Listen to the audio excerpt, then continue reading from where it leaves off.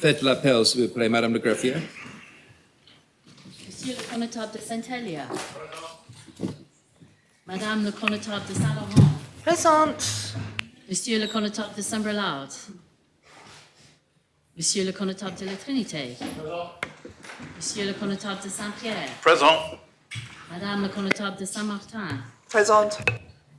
Monsieur le connétable de Saint-Jean. Présent. Monsieur le connétable de Saint-Clément. Présent. Monsieur le connétable de Grouville. Présent. Monsieur le connétable de Saint-Ouen. Présent. Monsieur le connétable de Sainte-Marie. Présent.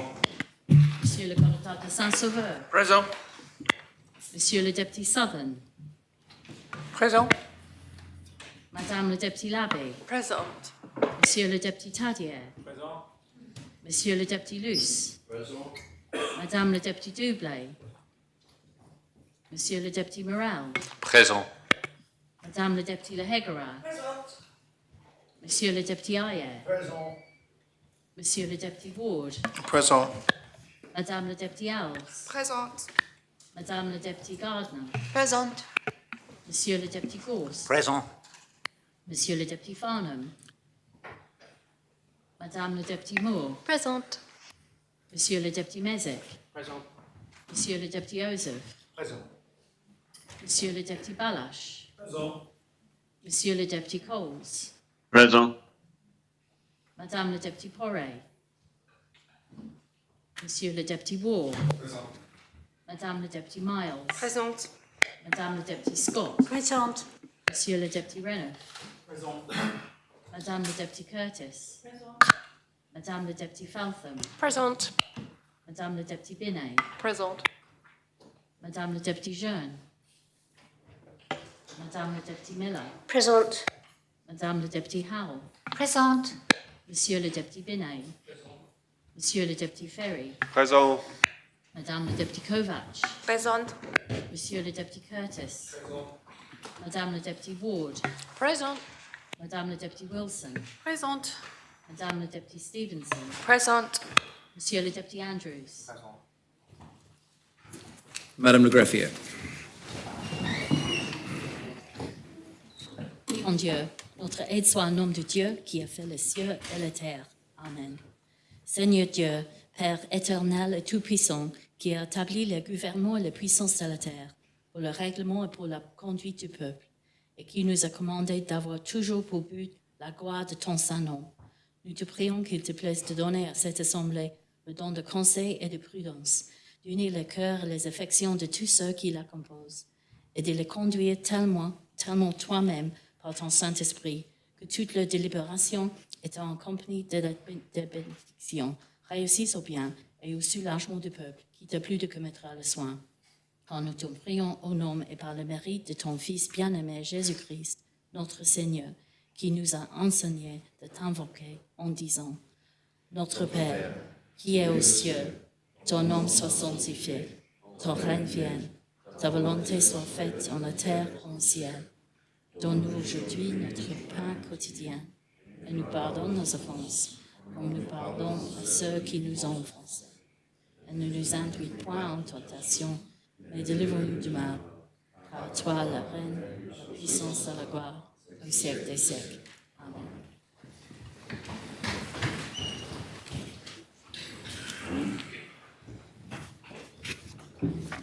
Monsieur le connétable de Saint-Brelard. Sir, the Connétable of St. Brelard is attending a funeral first thing this morning and will be with us as soon as he can. Members content to mark the connétable excusé? Excusé. Madame le député Dublé. Présente. Monsieur le député Farnham. Présent. Madame le député Porret.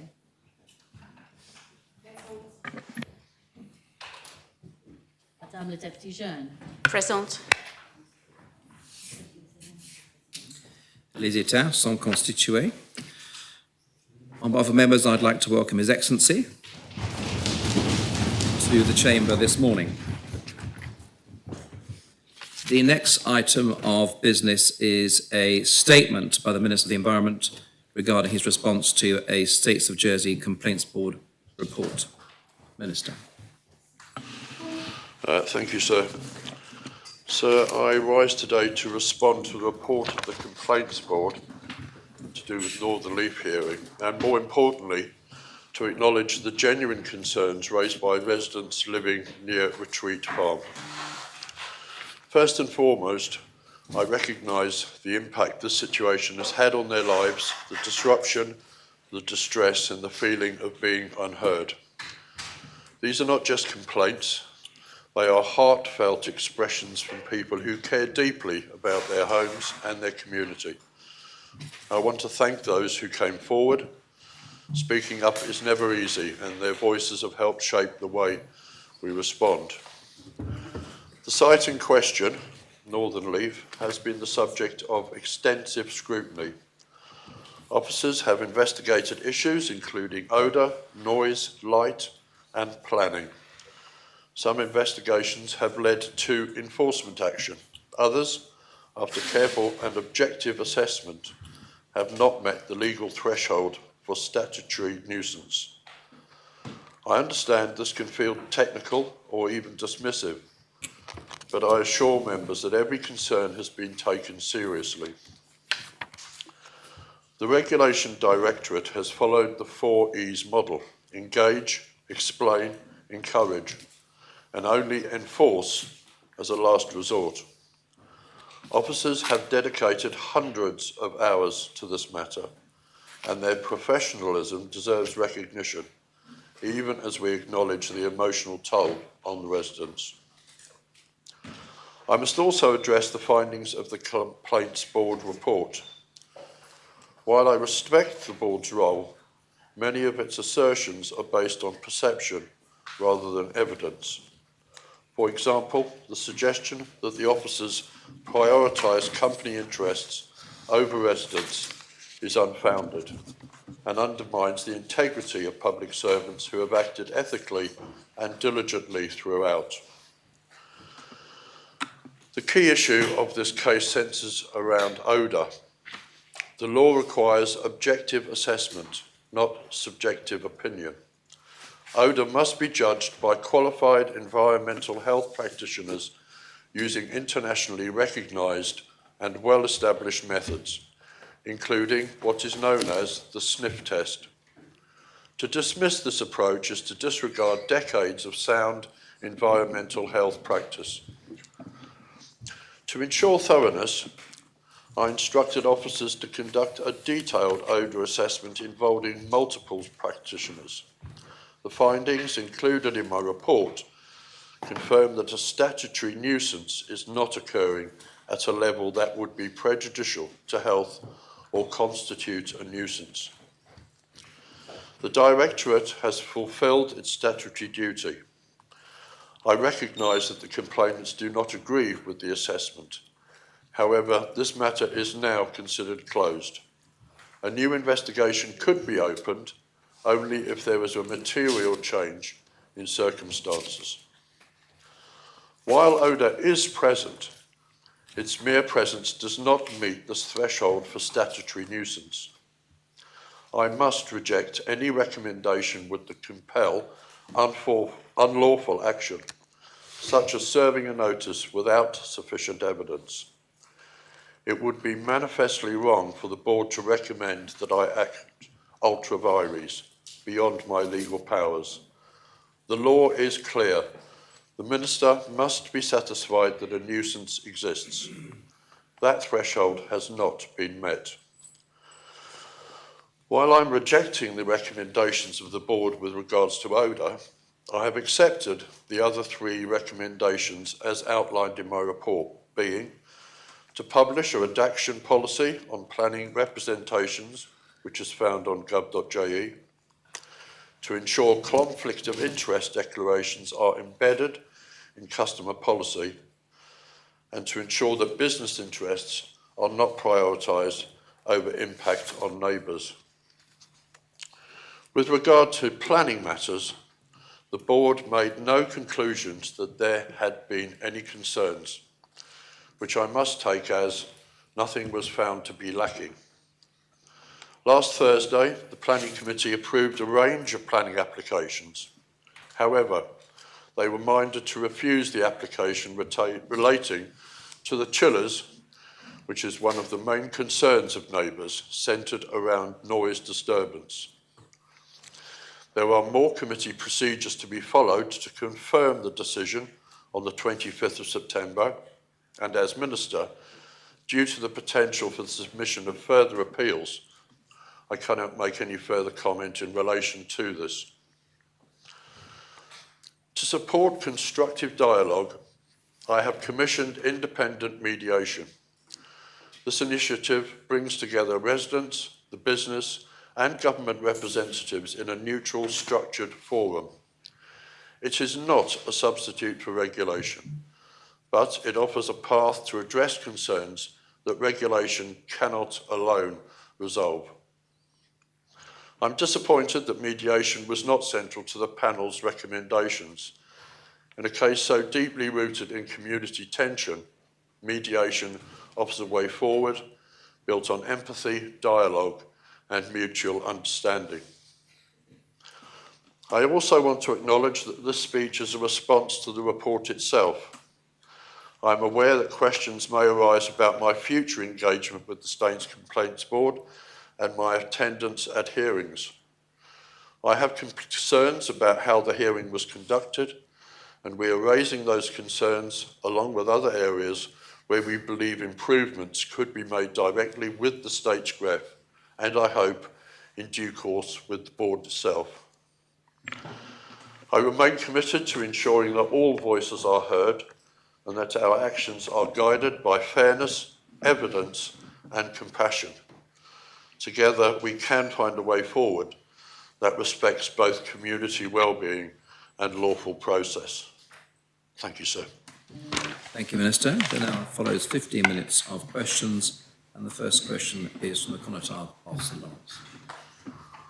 Thank you, sir. And I rise to speak on behalf of the many parishioners who have over the years contacted me regarding, as the Minister has just said in his statement, the odour and the noise from the chillers. Notwithstanding the Complaints Board's findings, they continue to contact me. One of my main concerns is the odour. Last week, you didn't need to sniff for odour in St Lawrence. You breathed it in, if there is such a thing. It was so strong. It was in St John, near the Marks and Spencer shop facility. It was at the Hidden Garden in St Lawrence. I could not step out of my car without the stench overwhelming me. And I must admit, I did feel sick. And this is a complaint that has been made by the near neighbours who have put up with this for many years. I'm coming to a question, sir.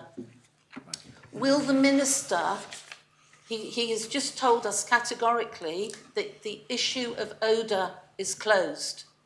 How can it be opened again? Because there is an odour, there is no doubt that there is an odour. You don't sniff it, you breathe it in. Minister. Thank you, sir. I'm grateful for the Constable for that observation. I have said that the matter is closed, and it is. It could be, however, reopened if there's a material consideration that changes in this matter. If the growing cycle changes, the buildings change, something material changes. The Constable will understand, sir, she's a member of the Planning Committee, the concept of material considerations.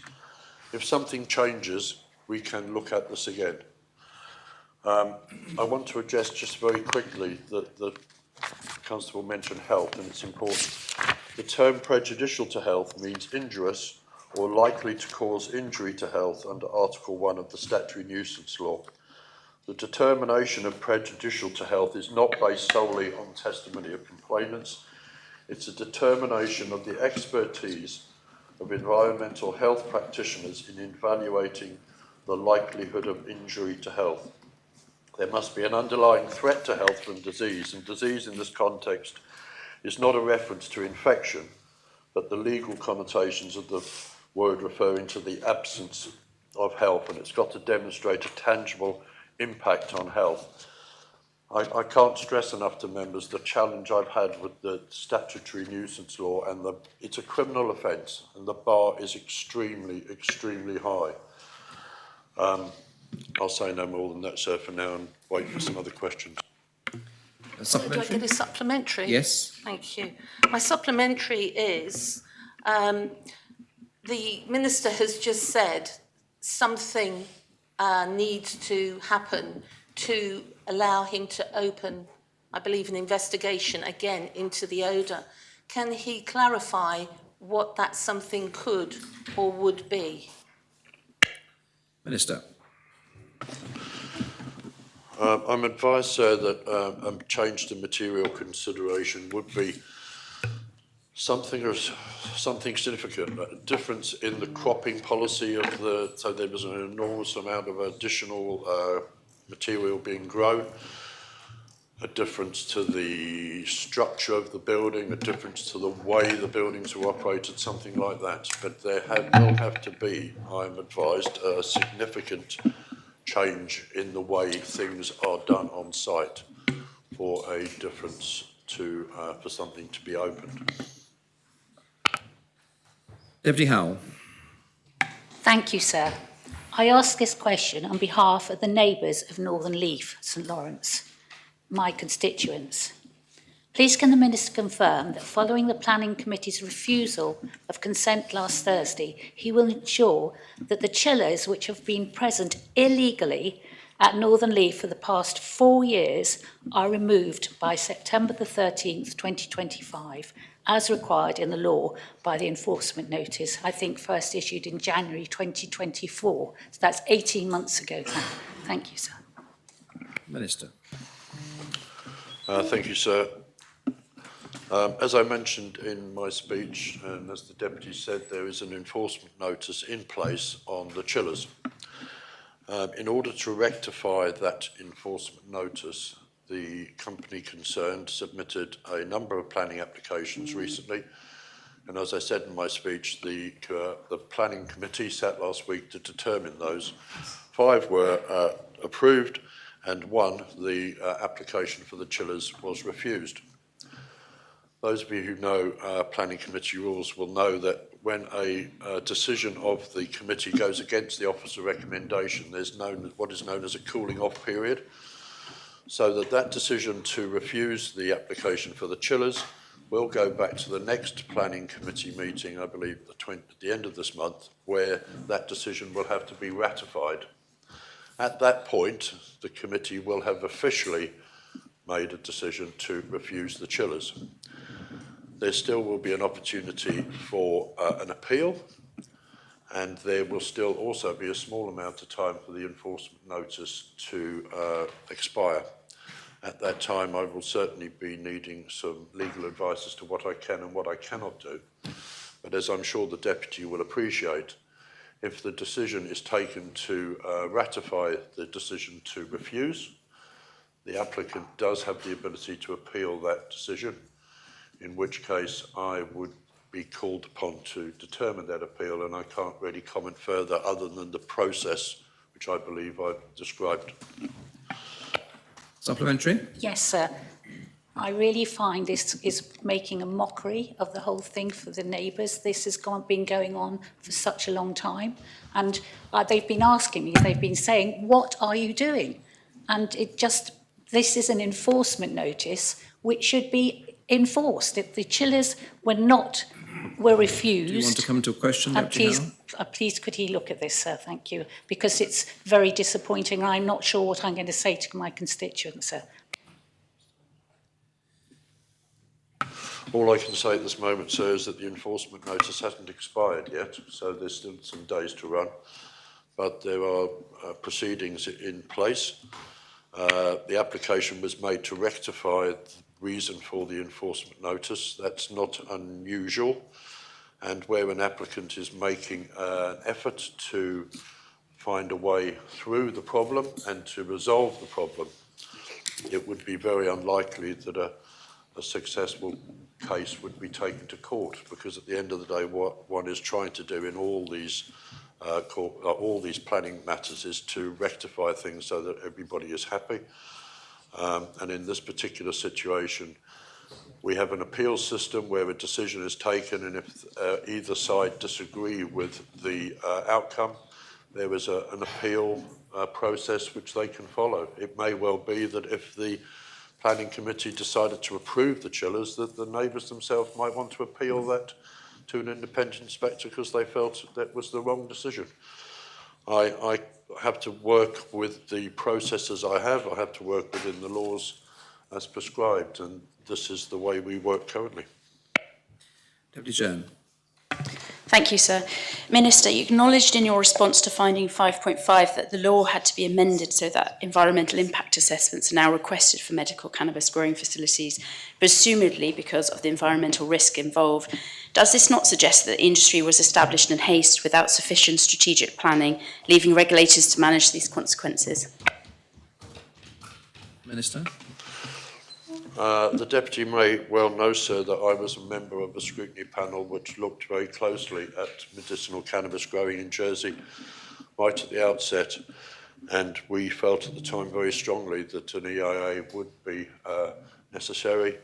I can remember quite distinctly somebody arguing that an environmental impact assessment was not the same as an assessment which was done to assess the environmental impact, or words to that effect, and quite how we started and how we got away with things at the beginning of the medicinal cannabis industry in Jersey, I'm not sure, but I'm sure if we could go back and do it differently, we would start from a different point.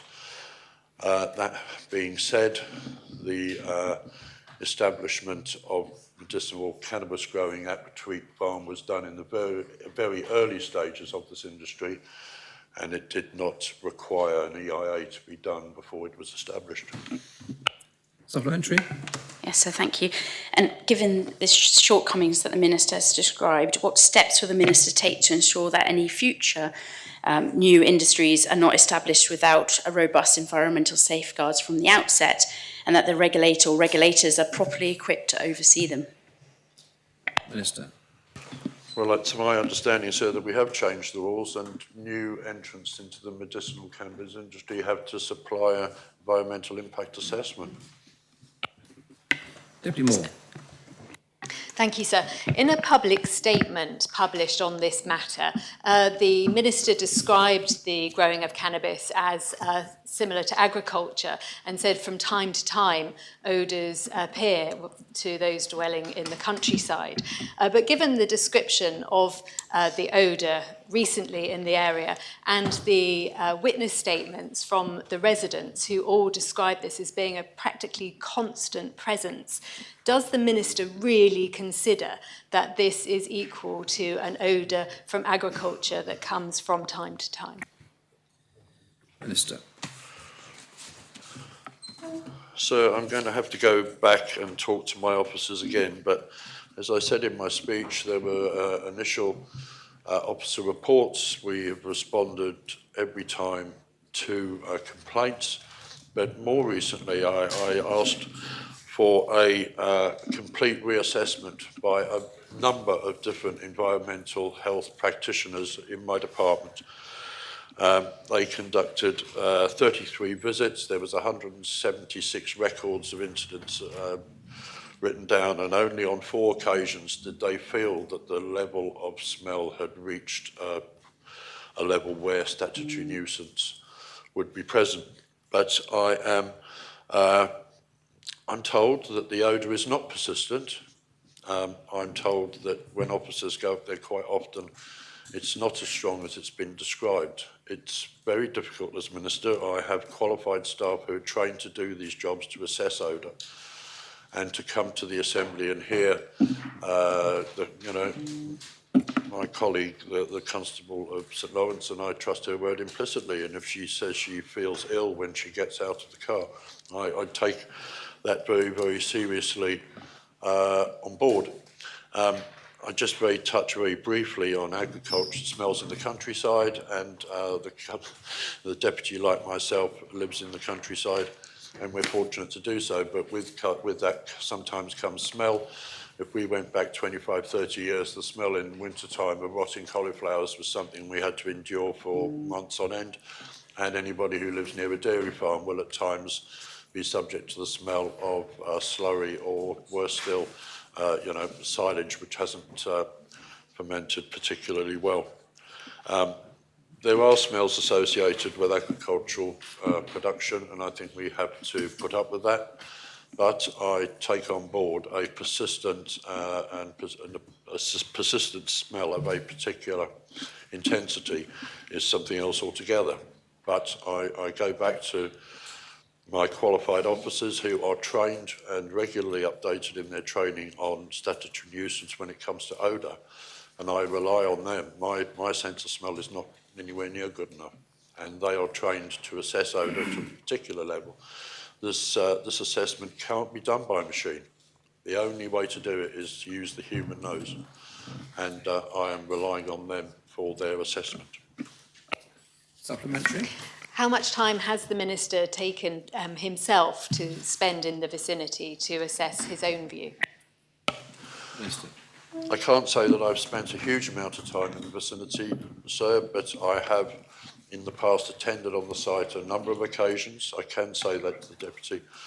I'm also more recently in a slightly more challenging position in as much as with the planning matters, any matters which might involve an appeal, I'm very well aware that I may be called upon to make a subjective and proper decision on appeal, and I need to be really careful how involved I get with any of these matters.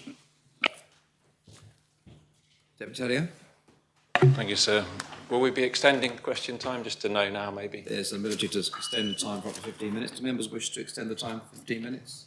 Yes, sir. In that case, we extend for 15 minutes. Yes. So there is an irony, I think, won't be lost on everybody, that somebody who grows 1 or 2 plants for personal medical use is likely to find themselves with a hefty fine, perhaps before you, sir, in front of in the other place, or even in prison. But a company who grows tons of it in the middle of suburban Jersey is apparently just doing business as usual.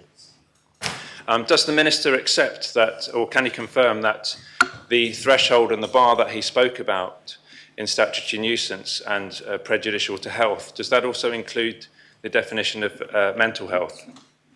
Minister.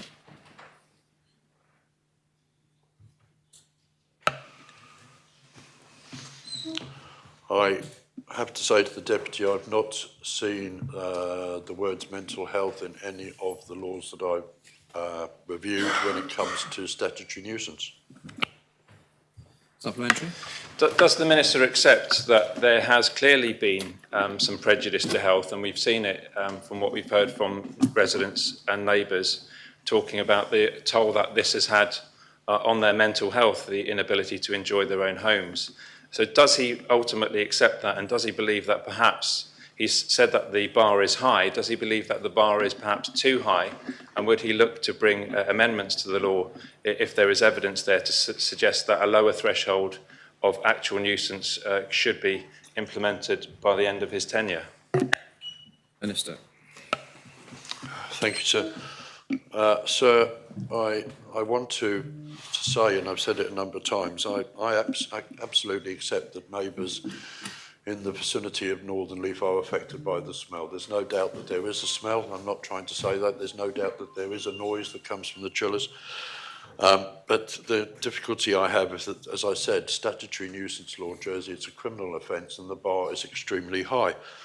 I recognise that this law would benefit from a review, and I have said that in the past, and I can say it again now. The project was scoped previously, but due to competing demands, it hasn't been taken forward. But I do support improvements to the law, and I have acknowledged this. It's a high evidential threshold in terms of proof and impact, and statutory nuisance has to be assessed on a reasonable person. There's a gap.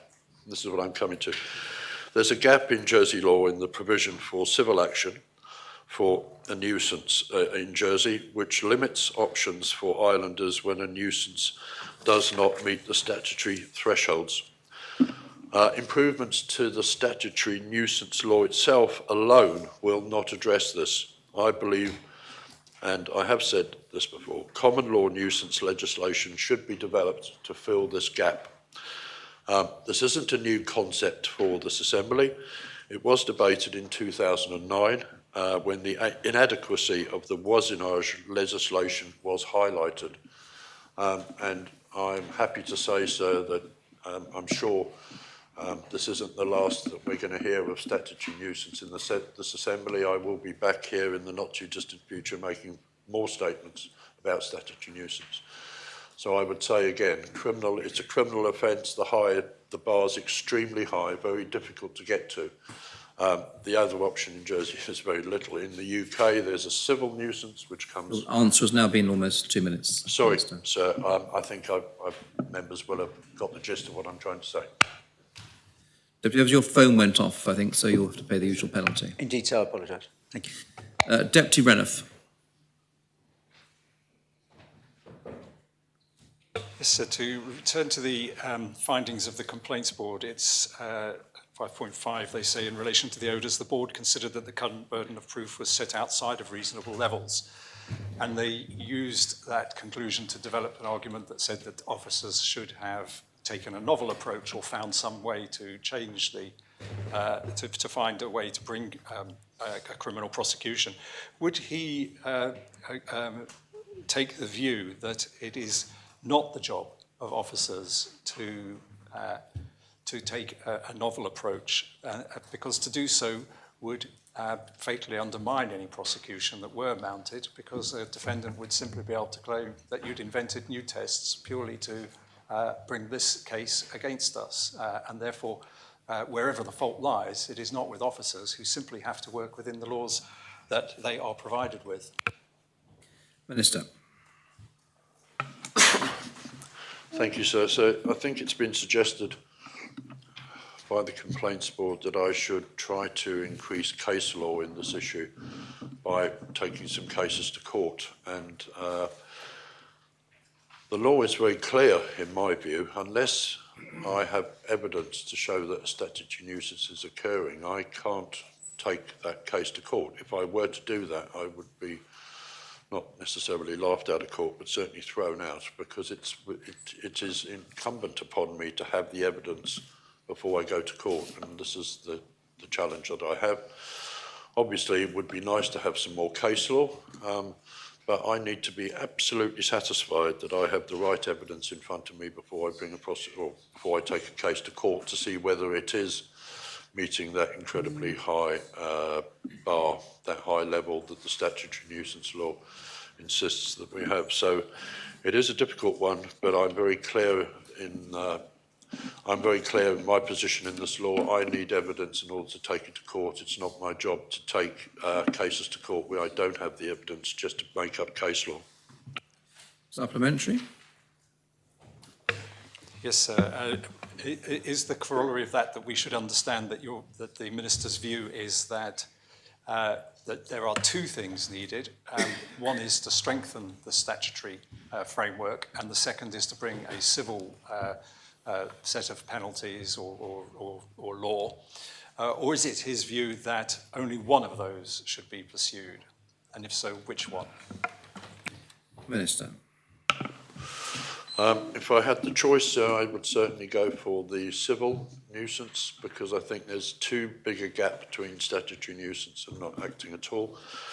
And as I said, we could review statutory nuisance and make some improvements, but that won't give us the ability, or won't give complainants the ability to meet the civil nuisance, which is obviously not a criminal offence, and the bar is much less high.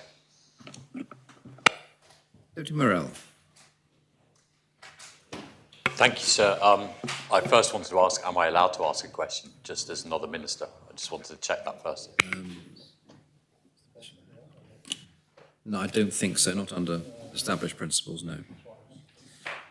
So that means, Deputy Miller, your question probably falls away as well. My question's been asked and answered. Thank you very much. Sorry, sir. Conatava St Martin. Thank you, sir. Is the Minister aware that some residents of St John have had to move out of their homes due to the persistent nauseous odours?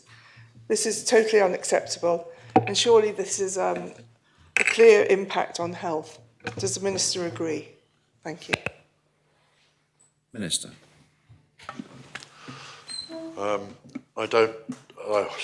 I think I'd best start by saying I'm not aware of anybody that's had to move out of their home because of the smell. And if they have moved out of their home, I have no evidence in front of me to show that why they might have done that. They may say it's smell, but to say it's prejudicial to their health, as I said earlier when I read out the official wording of the law, that's a very high, again, it's a very high bar to achieve, but I'm not aware that anybody's moved out of their home. Simple answer. Supplementary? If I give evidence to the Minister that people have moved out of their home, would he take it forward? Thank you. Minister. Well, obviously, sir, if people have moved out and the evidence comes before me, I'll have to have a look at it. But as I said to the constable, I'm certainly not aware of anybody that's moved out of their home. Right up, St Mary. Thank you, sir. My question follows that from my fellow constable and the Minister's reply to the effect that he considered the matter closed. I'm aware that in connection with the recent spate of applications, EIA assessments were prepared. Indeed, I've seen them, and if I understand the position correctly, one of the tests is not only the strength of smell, but the frequency. And to assist residents, the department did helpfully ask them to get in touch with them if there was evidence of smell so they could go and monitor it. So going back to the Minister's reply that the matter is closed, should not that, given that the frequency could affect the ongoing such a nuisance, that what it is, would he pledge to keep that line of communication open so that residents can indeed contact his department as and when there's instances of smell, on the basis that if they were so frequent, that would be a material factor in determining whether the threshold had been reached? Minister. So to be absolutely clear, sir, where I said the matter is closed, that was specifically to do with odour. It wasn't to do with planning or anything else, or noise. It's the odour that is the section of this inquiry that we have closed. My officers have responded to hundreds of emails and telephone calls over this issue. As I said, I recently required them to do another extensive review of the smell situation at Northern Leaf that involved a large number of qualified environmental health practitioners. And as I said, 33 visits and only 4 occasions where there was a possibility that the level of smell met a statutory nuisance level. I can appreciate that it's very difficult for members to hear that that situation is now closed when they get out of their cars or they visit the site and they can smell the odour coming from the site. I will have to keep the situation under review, but for now it is closed. But I would go back to the point I made right at the end of my statement, which is that I have engaged mediation on this, where we have the opportunity for residents and for the company involved and for government representatives to get together around a table to discuss all these issues to see how we might move forward together. I'm aware that some residents have found recently things have been improved, but I am also absolutely aware that some residents have found some things haven't improved.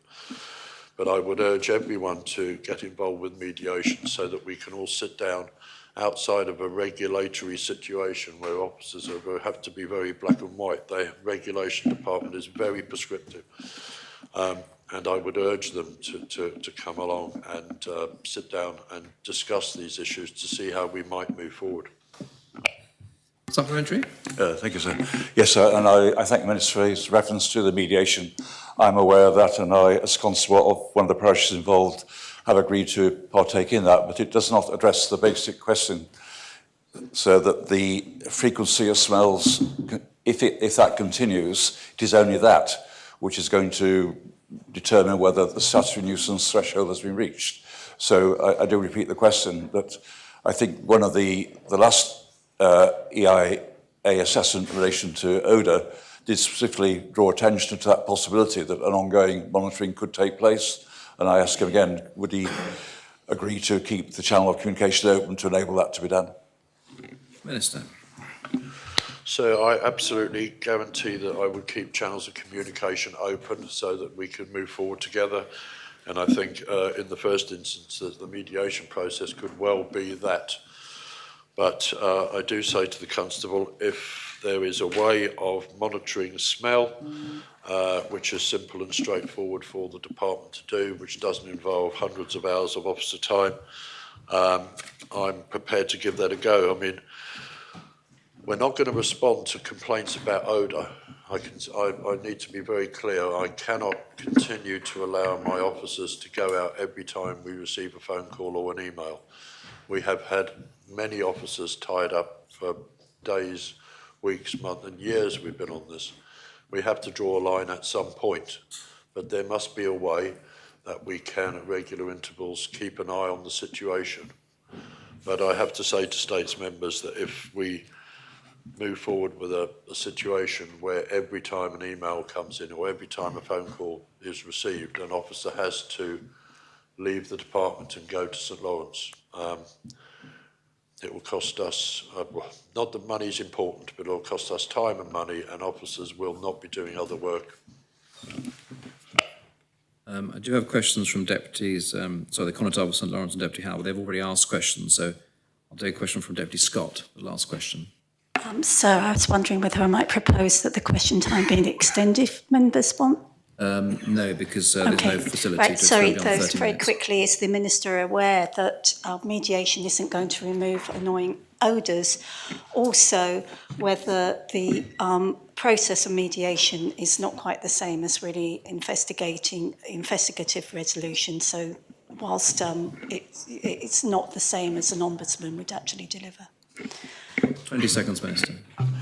So I appreciate that mediation may not take away the smell, or may not take away the smell immediately, would be what I would like to say.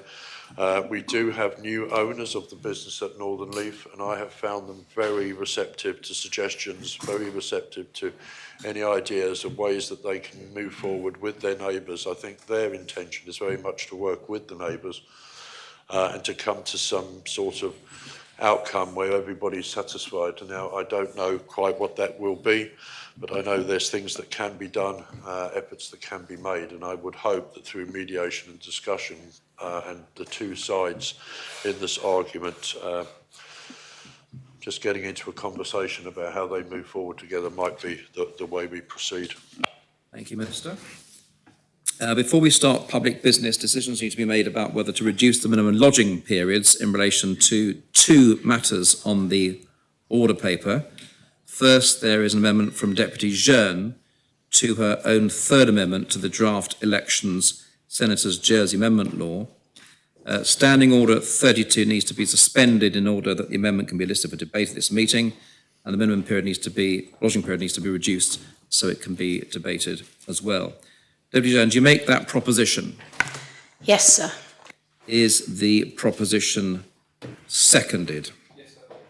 Does any member wish to speak on the proposition so that that amendment can be debated at this sitting?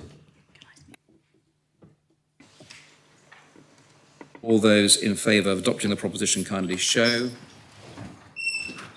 Thank you. Those against? The proposition is adopted. Secondly, there's an amendment to extension of Section 75, Electronic Travel Authorisation of the Nationality and Borders Act 2022 to Jersey, P58, lodged by Deputy Balash. Deputy Balash, do you propose understanding Order 26.7, the lodging period be reduced to allow this matter to be debated at this sitting? I make that proposition, sir. Is the proposition seconded? Yes, sir. Does any member speak on the proposition? Yes, Deputy Rob Ward. Thank you, sir. I just think on this occasion, perhaps there should be an explanation as to why there was late lodging, because it's a significant amendment to a piece of legislation, I believe, or a law, which was lodged. I can't get my words out today, sir. Lodged some time ago. Thank you, sir. Does any other member speak on this proposition to reduce the lodging period? I call upon Deputy Balash to reply. Deputy Balash. Yes, so Deputy Ward is right. I think an explanation is called for. And I apologise to the Assembly for the late lodging of the amendment. It was caused by the fact that my attention was really only drawn to this proposition by a presentation that was made to the Legislation Advisory Panel by officers of the Immigration Department a few days before the amendment was lodged.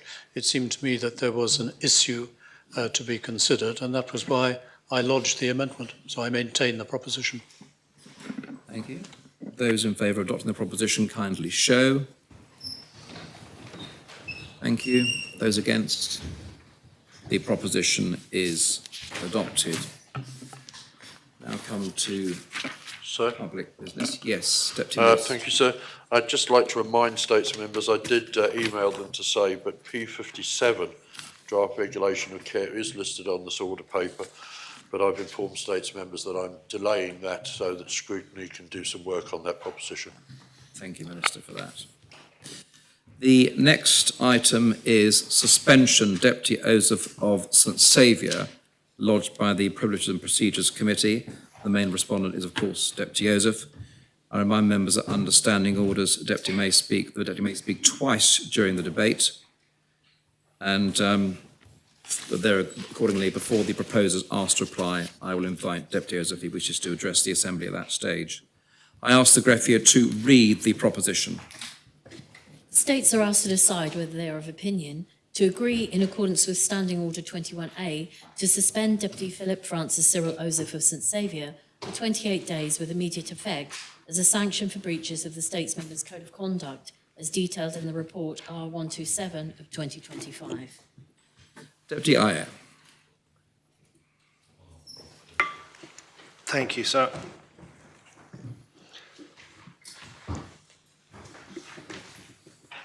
This debate is not just about Deputy Ozouf. It is about us as an Assembly and whether we take breaches of our Code of Conduct seriously. PPC has brought this proposition today because of Deputy Ozouf's conduct.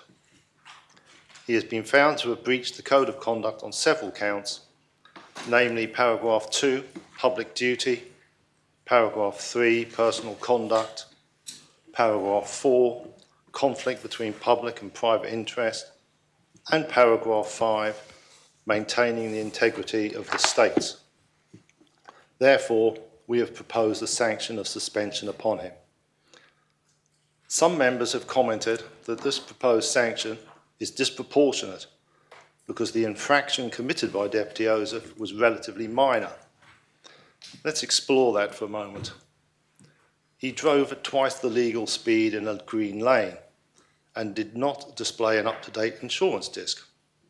It wasn't a couple of days out of date, it was from June 2023. I agree that either of those could be regarded as minor misdemeanours in themselves, but the deputy compounded matters by failing to engage in the process, missing 3 parish hall inquiries, and then only attending the magistrate's court because he was alerted to the court date by a journalist looking for a story. If a member of the public missed 3 parish hall inquiries and failed to turn up to a magistrate's court hearing, then their arrest would have been ordered. But because Deputy Ozouf was a public figure, a journalist spotted his name on the court lists. As an elected member of this Assembly, his name stood out. It was notable because people expect better of us. They don't expect us to be breaking the laws we ourselves have made. We are all bound by a code of conduct which serves to maintain standards of behaviour which engender respect and trust in this Assembly. So the crime is not the key focus here. What is important is he broke the law, failed to engage with the accepted processes, and in doing so breached the code of conduct. Everyone makes mistakes, but Deputy Ozouf's lack of engagement, not just with the legal process, but with the complaints process which followed, showed a disregard for rules and procedures. The 4 people who submitted complaints about Deputy Ozouf to the Commissioner for Standards did so because they considered that his behaviour was not befitting of a state's member. They expected better. We know from the 2024 Jersey Opinions and Lifestyle Survey that trust in this assembly is low. And so we should be listening to the public when they tell us that a member's behaviour has left them disappointed and reduced their trust and respect for us all.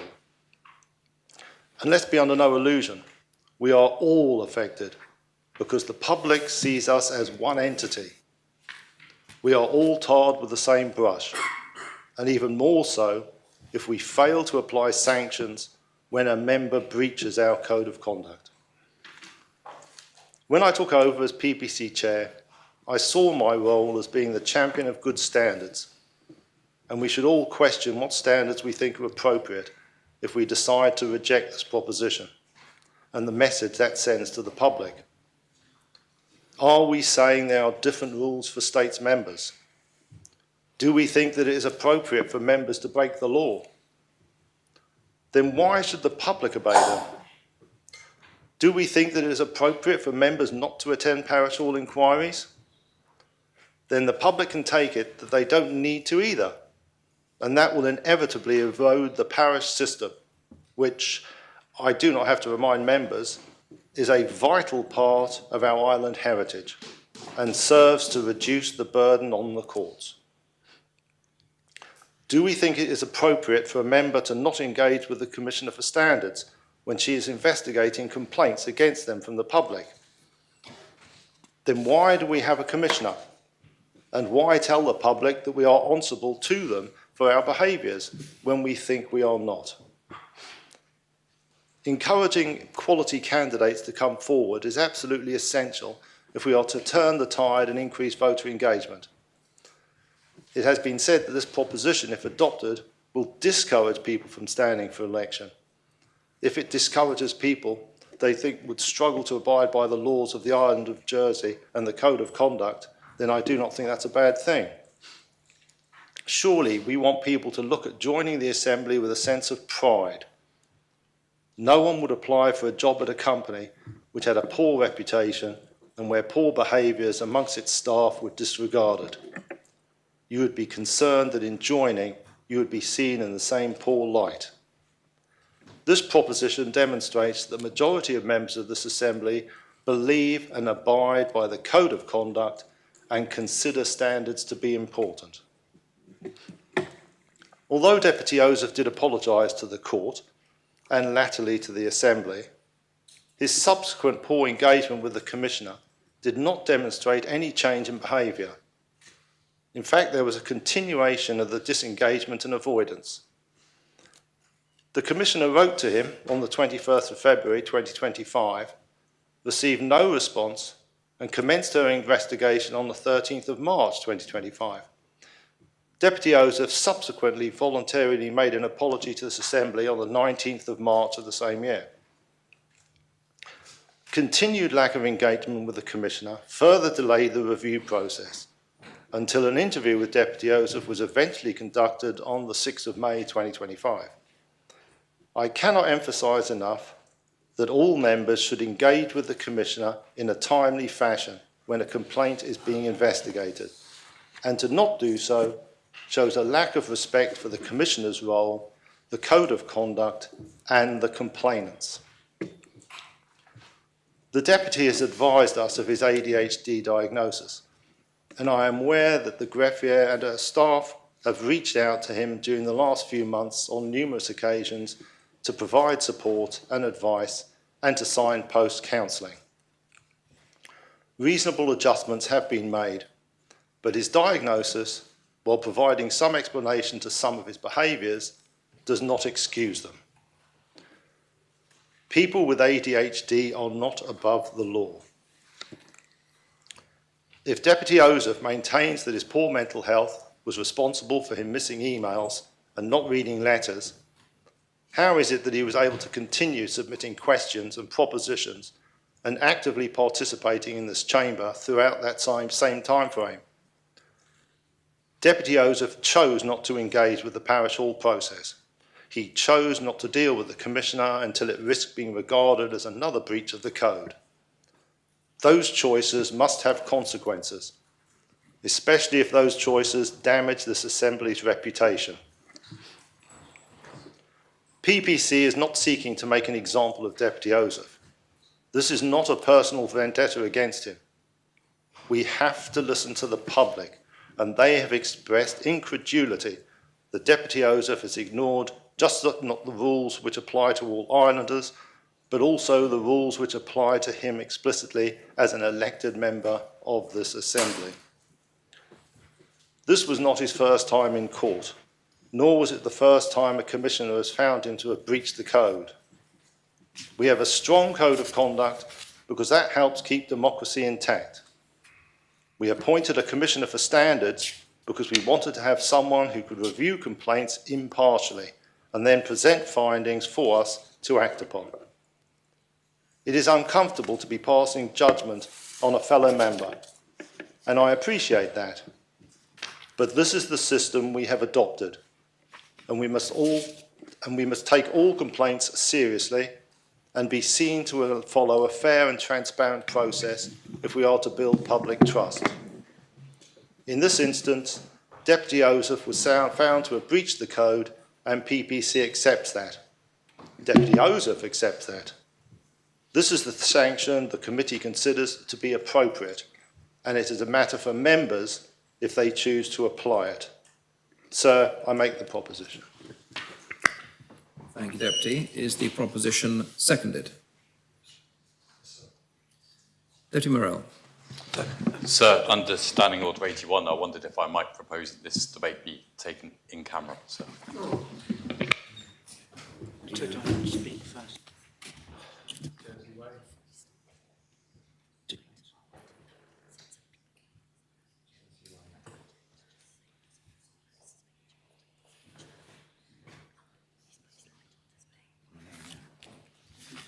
Well, you may make the proposition. Is the proposition seconded? Yes, sir. Does anybody wish to speak on the proposition that this debate be held in camera? So should the proposer not speak on it first? Oh, yes, proposed, yes. Deputy Morell.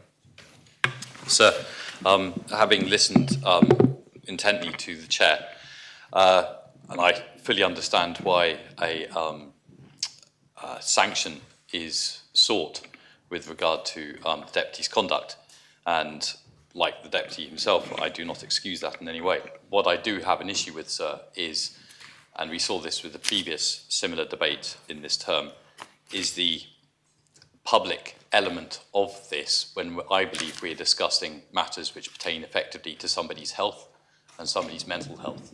And I find that the fact that that is being done in public is humiliating and is highly likely to actually exacerbate those sorts of matters. I liken this essentially to if any employer in this island were to conduct a disciplinary process in public, they would be condemned, sir. And whilst I appreciate we are self-employed, we are effectively acting as an employer in this situation. And if there no other situation would you have this sort of thing discussed in public, sir. So it is not I'm not contesting the proposition in itself, but I am absolutely contesting the fact that the public humiliation should take place. Thank you, sir. The proposition has been seconded. Deputy Ozouf, your light was on. Do you want to speak now on this? If I may, sir, Yes. I'm truly grateful for the Deputy's proposal and for the seconder.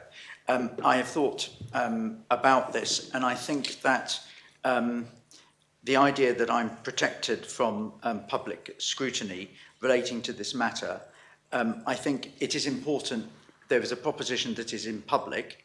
Whatever the outcome of that, the public will not know what the arguments for and against that were.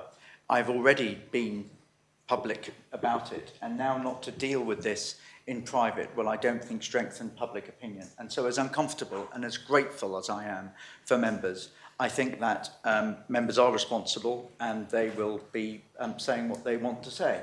And I think that it should, in line with precedents, transparency and openness is what we need. And as uncomfortable as it is, as important as it is, I think it must be in public, because we are here to serve people and they deserve to hear. But I am grateful for their members' consideration. I will be okay. Victoria. Yeah, so the idea that no firm in Jersey would hold its PR processes in HR processes in public, of course, is very easy to rebut, isn't it? Because, of course, we're not a firm. We might consider ourselves a bit like the old firm, the old boys network. But essentially, the difference is we hold our recruitment processes in public. No company in Jersey would have public meetings where they recruit people and they ask members of the public to ask their potential employees questions to see if they get elected. That's done in public. Admittedly, the voting part is done in private. And it's absolutely right that actually parliaments all across the world will have open and transparent processes for the removal, the sanction and the suspension of their members, which might be done in different ways, but there is a public process here. And I think given the fact that Deputy Ozouf himself doesn't want this to be held in camera, when I finish speaking should give cause for the mover of the proposition to think about that. And I'm really disappointed because last night I anticipated this. I took to social media, very rarely use X these days, former Twitter, but I said we're seeing lots of questionable parliamentary devices at the moment. I would not even be surprised if some members were to ask for a secret debate today. This is sadly a resurgence in the Assembly of the Jersey Way, which I hoped was a thing of the past. And how long ago was it that the Committee of Inquiry made recommendations that the States Assembly, all of us now and in the past and in the future, should be taking steps to rid ourselves of that, I think, largely unfair label, of course, because there are so many good things that Jersey does. But the Jersey Way, as it was coined in the Committee of Inquiry, was a cover-up culture, a culture that allowed things to be brushed under the carpet for individuals who held responsibility, positions of influence and power to get away with it without answering to the public. And essentially, this isn't exactly the same, but this is absolutely about one of our members who has breached the code of conduct, who's been through a process, and it's absolutely right that that process be done in public, sir. So I do ask the member for St Lawrence, St John and Trinity to withdraw his suggestion that this should be held. Let's not talk in euphemisms. In camera in Latin means in chamber. We are in chamber now, of course. What it really means is secrecy and lack of transparency. That is not anything any of us should be supporting today, sir. Morel? Sir, if I may, and I do like to listen to my constituents when they have an opinion, sir. And you can't make a speech now. Deputy Tadya being a constituent, I am concerned about the mental health implications, but I would like to ask I listened to Deputy Ozouf particularly, and as a result, I would like to ask the Chamber if I may ask the Assembly if I may withdraw the proposition, sir. The proposal is to withdraw the proposition. Is that seconded? Those in favour kindly show. Can we have the vote, please? The appellant has been called for. Members are invited to return to their seats. This is a proposition to withdraw the proposal under Standing Order 81 to conduct this debate in camera. And I invite the greffier to open the vote.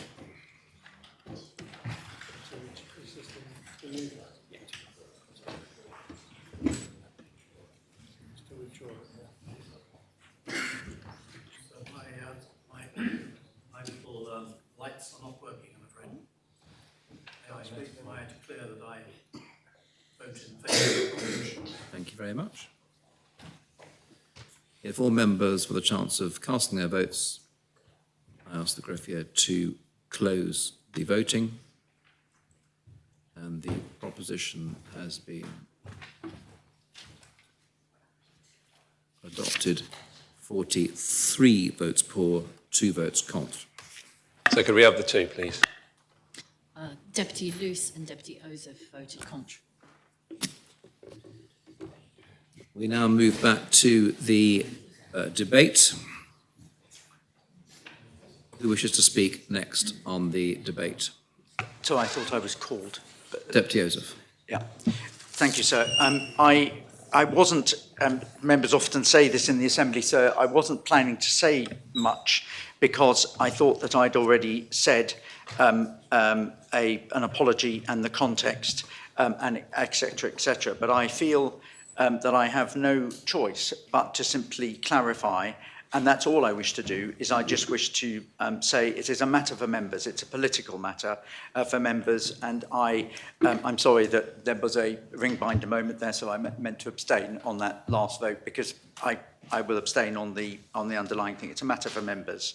I'm in members' hands. This is a public process. And I said I didn't want to say much because I am so embarrassed that we're taking up states' resources and states' resources are being taken out on this issue. But it's on the record that certain things have been said. I would politely, if I may, tell the chair of PPC that I was not found in breach of the Code of Conduct in 2018. I was absolutely, and always have been, sir, entirely attempting to comply. I was one of those members that brought the code in. We didn't used to have one, and I thought it was important that members show that they act properly in good faith with honesty and integrity and avoid bring the states into disrepute. And that's why I'm so horrified that my certain aspects of my conduct, which I have sought to contextualise but not excuse, would explain why those difficulties have happened. I was not, I believe, found guilty of breaching the code in 2018 by the Commissioner or by PPC. What happened was that a political and media pressure, much as the Deputy of St Lawrence has said, were difficult. And I must say to members that on that issue, I've never really dealt with, I guess, the trauma that arises from that. I was found to be not guilty of administrative, I was not guilty of any suggestion of a police inquiry. I went through a lot, and members have to, and I'm a long-standing member of this Assembly, sir. I have served in various capacities, and we all change and develop. We develop different skills. Things happen in life, but we are here to serve the public, and that is what I have always sought to do. And I'm sorry if if we're all different, sir, and I'm sorry if my particularities are irritating to some members. I know that in the first day that I was here, I was described as a jack-in-the-box, but putting my light up and down because I was worried about states' audit reports. In those days, I was the youngest member for some 15 years. I think I calmed down a bit, sir, later on. But it does speak almost to the fact that some of us are different. And I do now know that I have ADHD, and that is not an impediment. It's not an excuse. And part of the reason why I've said it, just as I've been the only openly gay member of this Assembly, so for many years, I know there are others, but I was for many years. And I just thought, I'm a private person, like we all are, but there are certain issues in our private life that I believe that we should be, that we should publicise. This is a private motoring matter, but it is public, and I've paid due attention to those issues. If I may say, it's not quite correct to say that I was only informed of the magistrate's court issued by a journalist. I was initially informed, but concurrently I was also informed by others, including one very senior minister who kindly also told me. And the fact that I didn't see, like the second parish hall inquiry, the letter, I didn't see it. The fact is I did turn up to the magistrate's court on time and prepared alone and dealt with the administration of justice as was expected of me. And so I think if I may say, to take bits and pieces of the activities that I have or haven't done, and to use them as justification to say that I'm not willing to engage is, with respect, not my intention. I have no intention and do not choose not to comply with rules. I've been a Treasury Minister, sir. I was an internal auditor, a fraud investigator, and I know what rules are. But I would just say to members, sometimes in life, one finds some difficulties. And I have had some difficulties, and I believe I have been open about that. The team around me is no longer there, so I have to make new arrangements in place.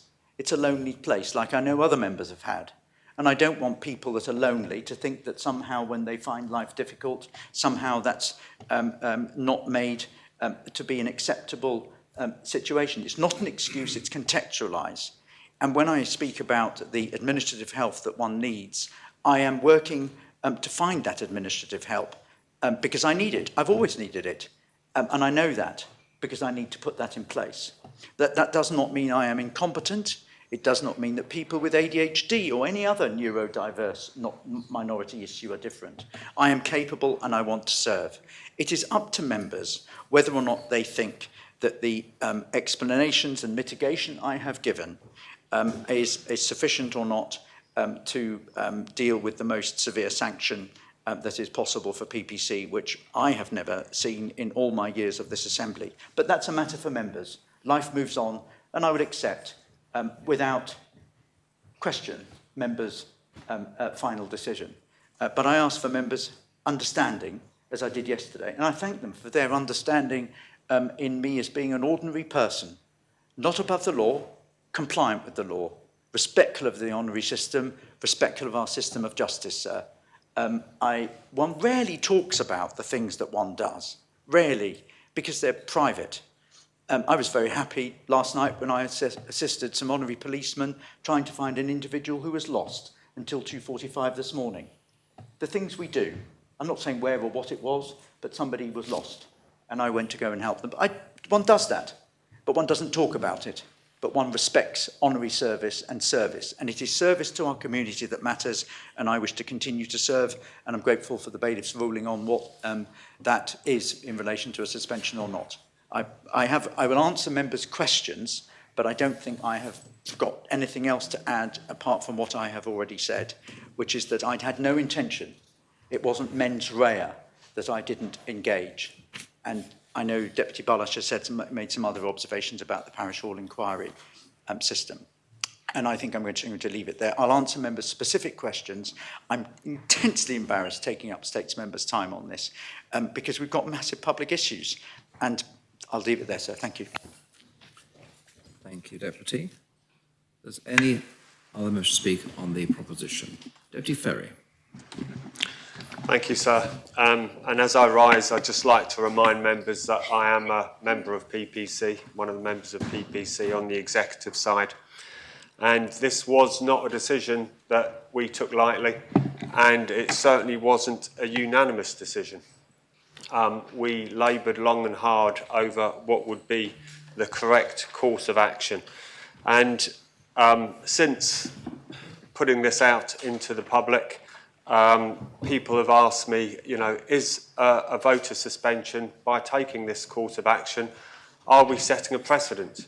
So the next one of us who unfortunately gets caught speeding, the public expectation will be that we will also face a vote of suspension, which amounts to a de facto £4,000 fine, because once we're out of the Assembly for 28 days, that is without pay.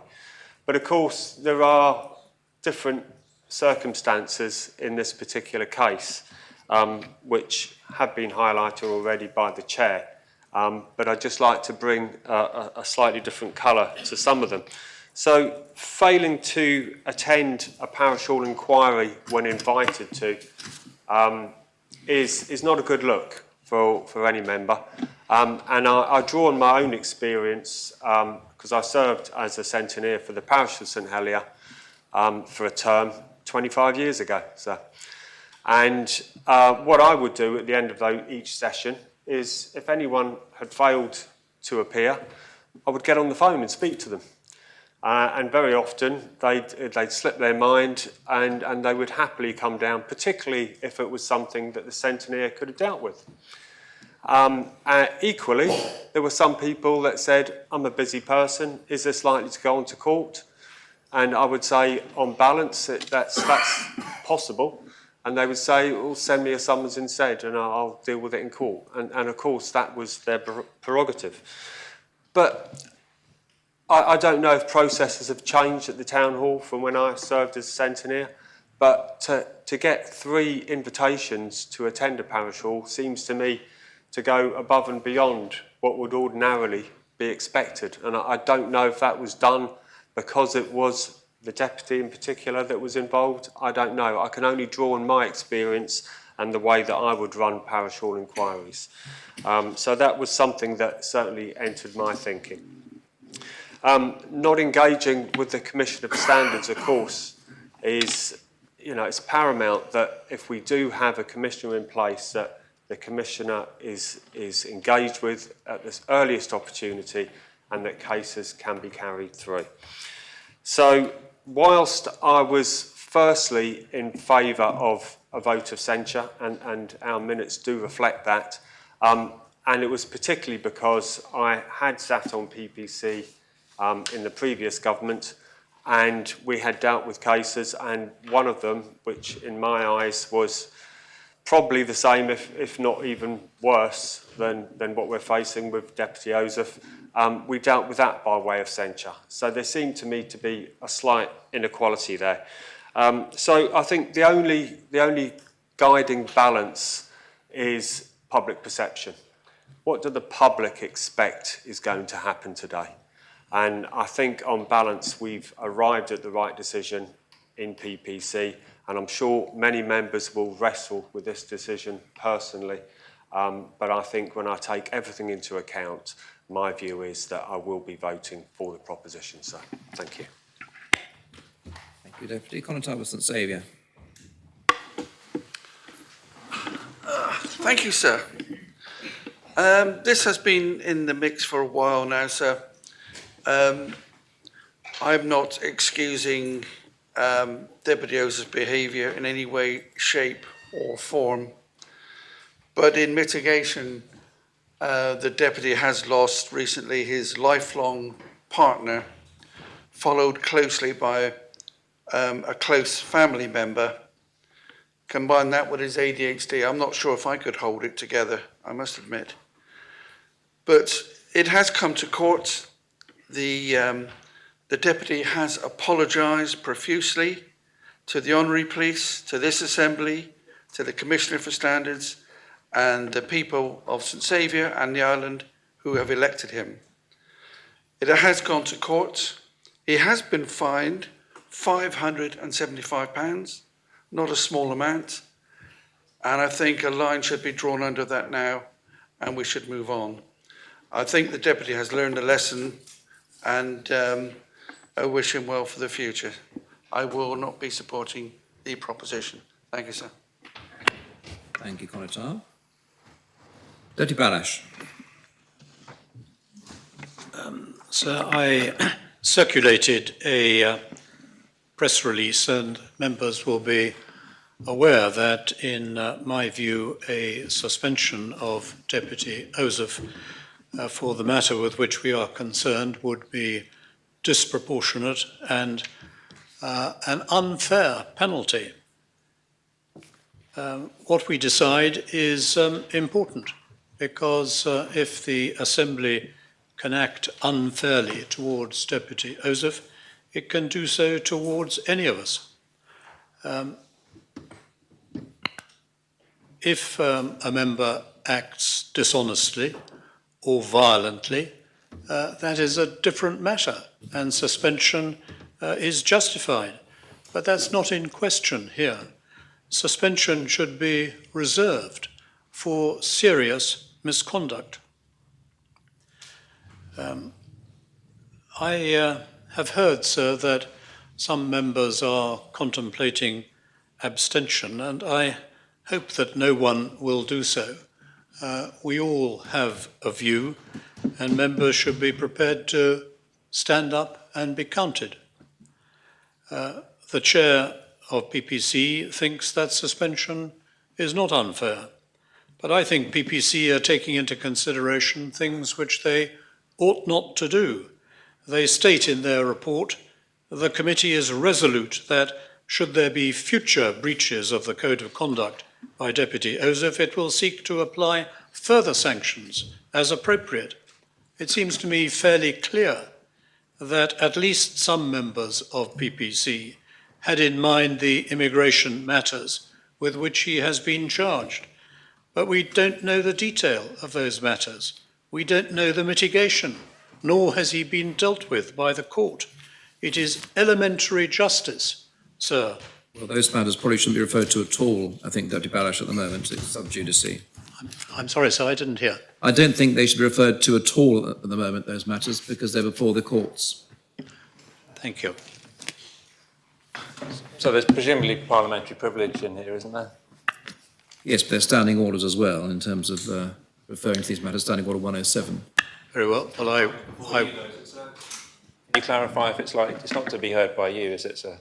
Well, it isn't, but my role in another place is irrelevant to my role here. I'm simply an independent, impartial chair interpreting your standing orders. Yes.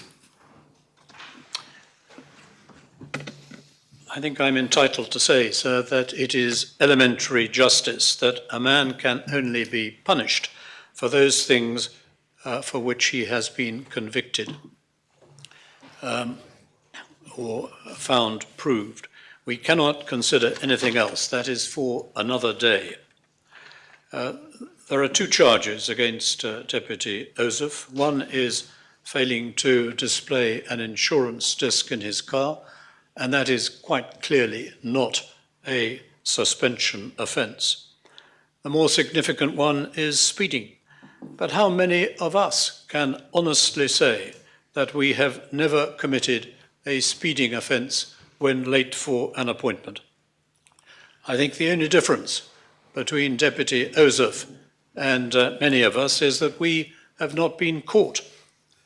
The Assembly would be sparsely populated if everyone who had committed such an offence were to be suspended. And how many other professions have a policy of suspending employees if caught speeding? I cannot think of any. PPC says that the Deputy's actions and lack of regard for the island's laws and judicial process have damaged the integrity and reputation of the Assembly. If his failure to attend parish hall inquiries is said to be a lack of regard for judicial process, I think that is wrong. As Deputy Ferry has said, the Commissioner for Standards found, and I quote, that failing to attend a parish hall inquiry displays a disregard for accountability and a lack of respect for legal obligations. Unfortunately, the Commissioner was mistaken. There is no legal obligation to attend a parish hall inquiry. It is a courtesy to respond, obviously, to a request to attend a parish hall inquiry, and Deputy Ozouf displayed discourtesy in not responding to that. But discourtesy is hardly a suspension offence. If it were, again, this Assembly would be very sparsely populated. It follows from the Commissioner's mistake that she was wrong to conclude that there was a conflict between public and private interest. That provision of the Code was not relevant to Deputy Ozouf's conduct. In truth, there were 3, not 4, breaches of the Code, but none of them justifies the extreme penalty of suspension. To say that the integrity and reputation of the Assembly have been damaged by Deputy Ozouf's conduct is, in my view, highly debatable. I think that this debate itself is damaging to our reputation. Deputy Ozouf acted foolishly and wrongly, but when a member goes astray, the punishments must fit the crime. If PPC had imposed a reprimand, no one could complain. But a suspension involving, in effect, another fine of more than £3,000 is way over the top. Members have heard the Deputy's statement. I think he has been punished enough. Thank you, Deputy. Deputy Feltham. Thank you, sir. I speak today as Deputy Leader of Reform Jersey and on behalf of the party to make our party position clear. We will be supporting PPC's proposition today. Our assessment of the proposed action to suspend Deputy Ozouf is that it is both a proportionate and appropriate action. We think it is proportionate as the sanction should be assessed in line with the scale of breach of the Code of Conduct. The breaches outlined in the Commissioner for Standards report are not just a matter of ill temper or poorly chosen words, for which an apology would be more appropriate. Neither is it a matter of just inappropriate action, which may be a case for a censure. In this case, the member has failed to follow due process and has also broken the law. These actions bring us as an assembly into disrepute. Therefore, a suspension is the correct sanction. I acknowledge that some members may feel discomfort with this process, particularly in light of the Deputy's diagnosed ADHD. While it is vital to approach such matters with sensitivity and respect for neurodiversity, all members must be held accountable for their actions. Inclusion and accountability must go hand in hand. Suggesting that a diagnosis exempts someone from scrutiny risks undermining the integrity of our processes and could erode the confidence of employers and institutions have in inclusive leadership. Our disabled and neurodiverse communities have overcome significant barriers to contribute meaningfully to our society, and they deserve to see that inclusion is about fairness and not exemption. Suspension is also appropriate as it aligns with actions that may be taken in similar circumstances in the public sector. While I am conscious that it is usually a neutral act during investigation within the public sector, our current procedures mean that PPC takes any action following the conclusion of an investigation and not during. At this point, I have to say that our party does feel that this proposition cannot be voted on without taking into consideration other factors that are in the public domain related to Deputy Ozouf's conduct. Were the Deputy a public servant working within the public sector, the disciplinary policy would have been followed, and the employee would be suspended pending the legal process. Therefore, we consider a suspension at this point entirely appropriate. Why would we seek to treat ourselves any differently to other public servants? We are also mindful of the strength of feeling about these matters of the constituents that we represent, many of whom have asked us to support this sanction. That is our position. Thank you, Deputy. Does any other member speak on the proposition? Deputy Scott. Thank you, sir. I agree with the chair of the PPC in one respect. This vote is about us as a States Assembly. And in considering the proposition, I've thought very hard about this and exactly what are we doing as a States Assembly? Are we dispensing justice? Or are we applying the rules of a club? I'd like to, and that leads me to question some things about the process whereby we've come to this point where we're actually looking at the proposition that is placed before us. I would like to thank Deputy Ferry for explaining some of this, because it does seem that the PPC had considered a vote of censure first of all, and then somehow were persuaded to turn that into an actual proposition that we suspend Deputy Ozouf. I note that Deputy Tadia very much has promoted transparency in this, But I do think that one thing that's very important is how do we dispense justice? What rules do we use? What is that process? If this is about justice, of course.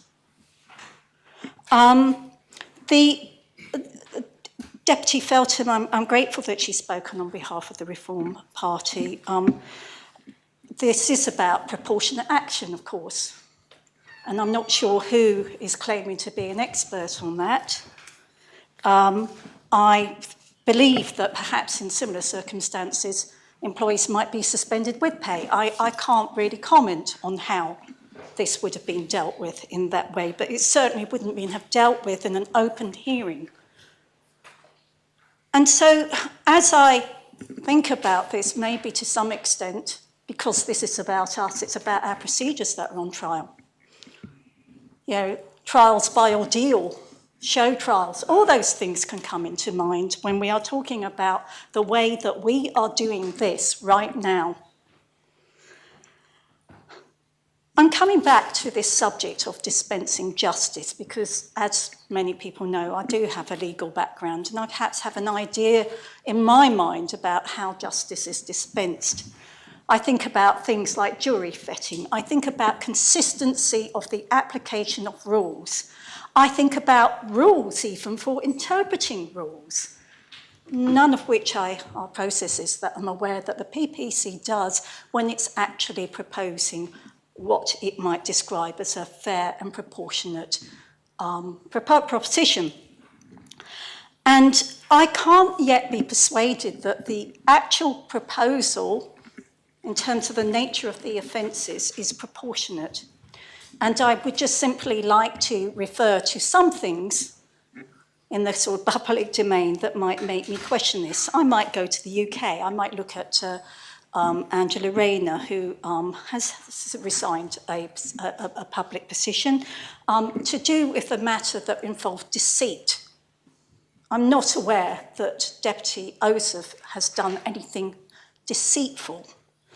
I've had a situation, I've been actually part of a debate of this State's Assembly where we were discussing a case of bullying and harassment, interference with the proceedings of a panel, which, by the way, there is an actual offence, contempt of the states that attracts 5 years for that, but that wasn't it wasn't like the PPC seized that one and shook it about. Seeking to lobby the commissioner. I mean, but no, what we had was that a member didn't respond to the commissioner. So in that situation, what did we have? We had a vote of censure. So somehow now, bearing in mind that a magistrate who is probably one of the subject to the highest kind of ethical standards in the British Isles, they won't be suspended for what are relatively minor motoring offences or to fail to display papers which, notwithstanding that they've had insurance. So let's just think a bit more about this suspension. What does it actually mean? Well, we've got an explanatory note. And basically, whilst he can do constituency work, he will be deprived of the tools to basically carry it out. He can't attend committee hearings, he doesn't get paid, he can't come on the state's premises. And we think that that is really how we serve the public and his constituents. I note that there was mention of 4 members of the public who complained, but I don't exactly know what precisely they were complaining about. Were they talking about a catalogue of offences? And at the end of the day, it's everybody's fate going to be, and the actual severity going to come down to how many members of the public complained about something, because I actually see danger in that. In the same way that I've seen the PPC object to the idea of a recall mechanism, I frankly think I prefer the recall mechanism because typically you get far more people saying, we don't want that person to serve as our elected representative than 4 people who come in response to a press report. So I am aligned with Deputy Balash in this matter. I think it's very disappointing that the PPC did not put forward a vote of censure, which I think I might have been persuaded to support. I note, and I agree with the Constable St Saviour, all of what he said about the apologies, about the fact that justice in the case of the speeding fines was actually dispensed, and how much do you want to kick somebody when they're down. And for that reason, I will not support this proposition. Thank you, Deputy. Colin Tarverson-Hellier. Thank you, sir. Deputy Tadier, when we were debating whether to hold this debate in camera, said that this is not a normal workplace, and therefore, it's a very true comment, of course, and therefore it wouldn't be sensible to apply the rules of disciplinary processes carried out in firms and businesses to this place. And I guess he's right in what he said about the experiences we go through to retain our jobs is certainly not something you would expect a person in a normal workplace to put up with. But we do it because that is the system that exists. I think Deputy Feltham was wrong when she compared the suspension to the workplace, because of course, as has been alluded to by Deputy Scott, suspension in the workplace does carry your salary. You don't lose your salary when you're suspended for an offence which you may not have committed. And of course, as Deputy Balash said, there's a swinging fine relating to this suspension if it is carried forward. I was disappointed to hear Reform say that they'll be supporting this because they've had this enormous postbag of people saying that they are concerned about Deputy Ozouf's behaviour. It's really hard, isn't it, sir, these days to know exactly what the public thinks, because it really does depend on where you get your knowledge. Do you get it hunched over your laptop when you should probably be in bed, or your iPhone? Do you get it when you're in your parish or your district? People coming up to you. I, sir, have not been approached by a single constituent who has asked me my views on whether Deputy Ozouf should be suspended or not. Not one person has contacted me. That may be because I'm not considered to be approachable, or it may be that my constituents have got more important things on their minds when they stop and talk to me, as they do, about many things. Deputy Balash, I thought, pinpointed an important error that was made by the Commissioner for Standards. And this hasn't been rebutted by Privileges and Procedures Committee. In fact, when Deputy Balash circulated his press release highlighting this mistake in the process that has been applied to the deputy, I assumed that PPC would have withdrawn their proposition straight away. Because if this was a legal case, the legal case is collapsed because the judgment is not sound. So why is it being pursued by PPC? Why did we have that stone-deaf proposition from the chairman of PPC, which seemed to me to have absolutely no ability to hear what the deputy had said in his statement yesterday evening? So this morning I happened to watch on breakfast television a report about Ofsted and the devastating report card that was given to a head teacher, which led to her suicide. And it was pointed out to me that, it was pointed out this morning, that Ofsted could have dealt with that differently. They could have got the problem fixed with the school, which was not doing too badly. It was not a failing school for sure. And that tragic outcome could have been prevented.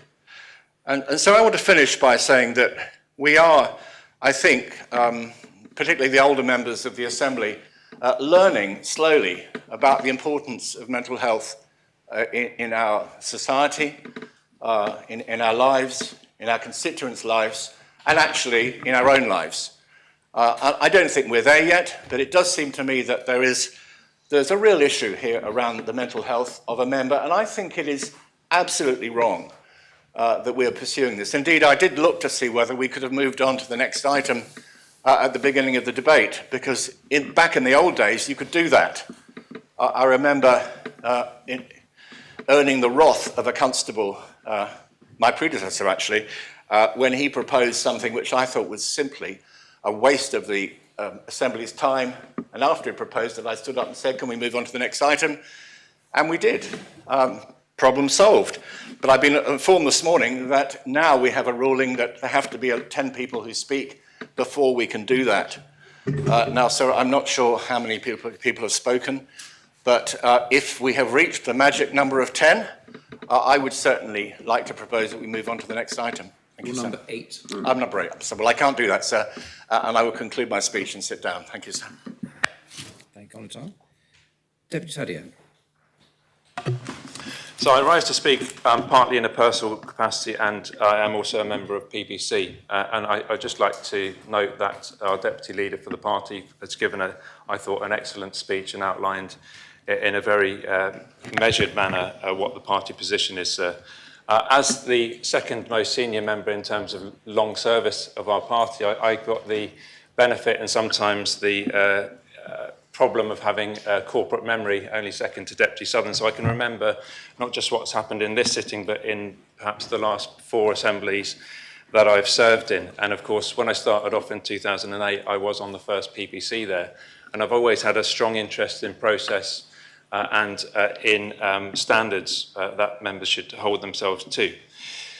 So I speak very much in that vein. And when the last speaker stood up, and he's adding to what I said yesterday on what used to be Twitter, that again, we're seeing devices being proposed, parliamentary devices being proposed, which will have the effect of curtailing legitimate debate in here, like we had earlier, and we're getting it now from the Constable of St Helier. Rather than dealing with the tough issue that we've got in hand, Deputy Balash is absolutely correct that we are all put in here to represent our constituents and to vote one way or the other. And I don't think any of our constituents will thank us if we decide to abstain on this. If we abstain, we might as well not be here. So I think that's absolutely correct.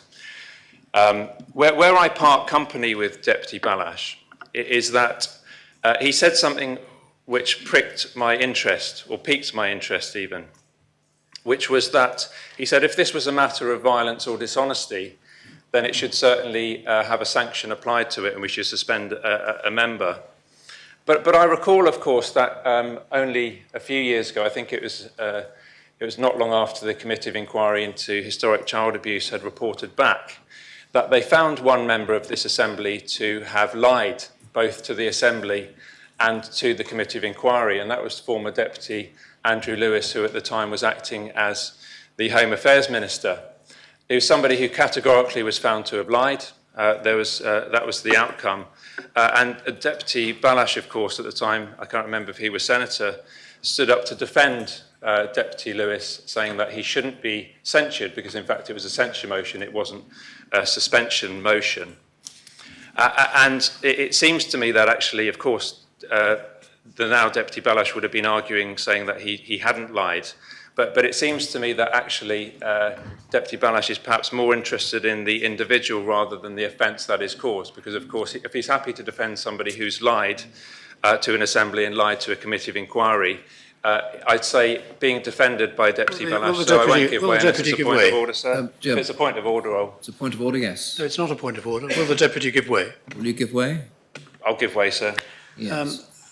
I think the Deputy should tell the Assembly that in relation to the individual in question, whom I will not name, there was a considerable issue as to whether in fact he had lied. He denied lying, and I think the Assembly ought to be aware of that.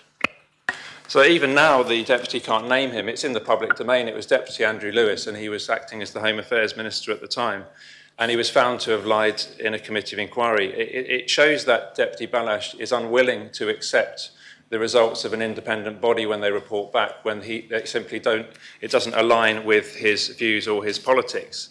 And of course, one doesn't have to go back much, one does have to go back a little bit further. Deputy Scott, your when point it of comes order? to... So could I have a point of clarification? No, sir. No, she's not giving No, way. sir. She can use one of her other covert party members perhaps later on to make the speech for her. Sir, one doesn't have to go back too far. Sorry, sir, could I have a point of clarification? Or No, point of order? Point of order, yes. So can we stop the clock, please? Yes. I just would like to understand what this covert party I'm a member of is. Well, that's not a point of order. Can I continue, sir? You can, but I do remind you that you're obliged not to impute improper motives directly or by innuendo to any member of the states, understanding Order 104. And I don't think that everything you've said is necessarily directly relevant to the proposition. So I better make sure I stick to the facts then, which are on the public record. The facts are, as I've said, members are intelligent enough to make their own conclusions from that. The other point I would say is that Deputy Balash has, it's a valid point to make, Deputy Balash has form in defending the indefensible in this Assembly, whereas actually what we're here to do, to try and do today, is actually come to a balanced position about when a member has acted inappropriately and been found to have acted inappropriately, what is the right sanction, if any, with that we apply. And of course, we can go back to the saga of Roger Holland, who was an honorary police officer, who Deputy Balash, when he was the Attorney General, knowing that this person was a convicted paedophile, thought it was okay for this person to no, be put... Deputy Tadier, you must stop this. This is a debate about whether or not to suspend Deputy Ozouf, not the history of Deputy Balash's dealing with third parties who aren't members of this Assembly. It's inappropriate what you're saying. You know it's inappropriate. You must stick to what's before the Assembly, this proposition. If you don't do so, I will have to require you to stop speaking, which I don't want to do. So I accept the ruling of the Chair. I am simply trying to say that, that there is a history and a pattern of behaviour from certain members in this Assembly to not want to seek accountability when there have been blatant and egregious inappropriate behaviour in public office. And this is what we're debating today. So to get back to the point, and I think that the Constable of St Helier made, that there isn't any public interest in this issue. Simply not true. There was a public meeting that took place just over a week ago in St Brelard, which was attended by the 4 deputies and the constable, which was kindly chaired by a member of the media. And one of those questions that came up, which of course was uncomfortable for us, I think, was the question of how we were going to vote in the suspension. And I think that was addressed. And it was quite clear that the public in that room who attended wanted to talk about this issue, and they had very strong feelings. And the response that they responded most clearly to, with most approbation, I think was the unequivocal answer that our constable in St Brelard gave, saying that we shouldn't be debating this today. I think a lot of us agree with that. And the reason we shouldn't be debating that is because, in the words of our constable, that the member should have done the honourable thing by now and have resigned from public office, because there have been a series of breaches that have taken place, not just now, but there is a pattern of behaviour which PPC, of which I'm a member, has recognised, which is that it goes right back in time. The corporate memory which I speak of is the questions that still remain over those inappropriate credit card transactions that took place when the minister was, when he was a minister. And although that's not what we're debating today, that is in the public's consciousness. That is something that will come up. If anybody has been on social media, and the results of having made that public statement last night that Deputy Ozouf made was that it was, of course, became a story on the mainstream media, which was then replicated on social media, had the effect that there were lots of comments. Some members in here would have read those comments. I'm not going to read those comments out, but members might wish to avail themselves to think about whether there is strong public feeling in this. And of course, the Constable of St Helier may wish to read some of the comments from potentially those many St Helier parishioners who have contributed to that debate. And of course, there is the more recent anger, and I think actually this is where a lot of the public feel more angry about this, is the fact that a member of the States Assembly, possibly somebody who was also a minister at the time, has been in the Petty Debts Court over a period of time. And so that's where there is strong anger. You know, there is a standing order. There is something in the States of Jersey law, which Deputy Mezek pointed to yesterday, which is that if you're made bankrupt, then you can't be a member of the States Assembly. Now, is that right or wrong? I don't know. That maybe needs to be revisited in the future.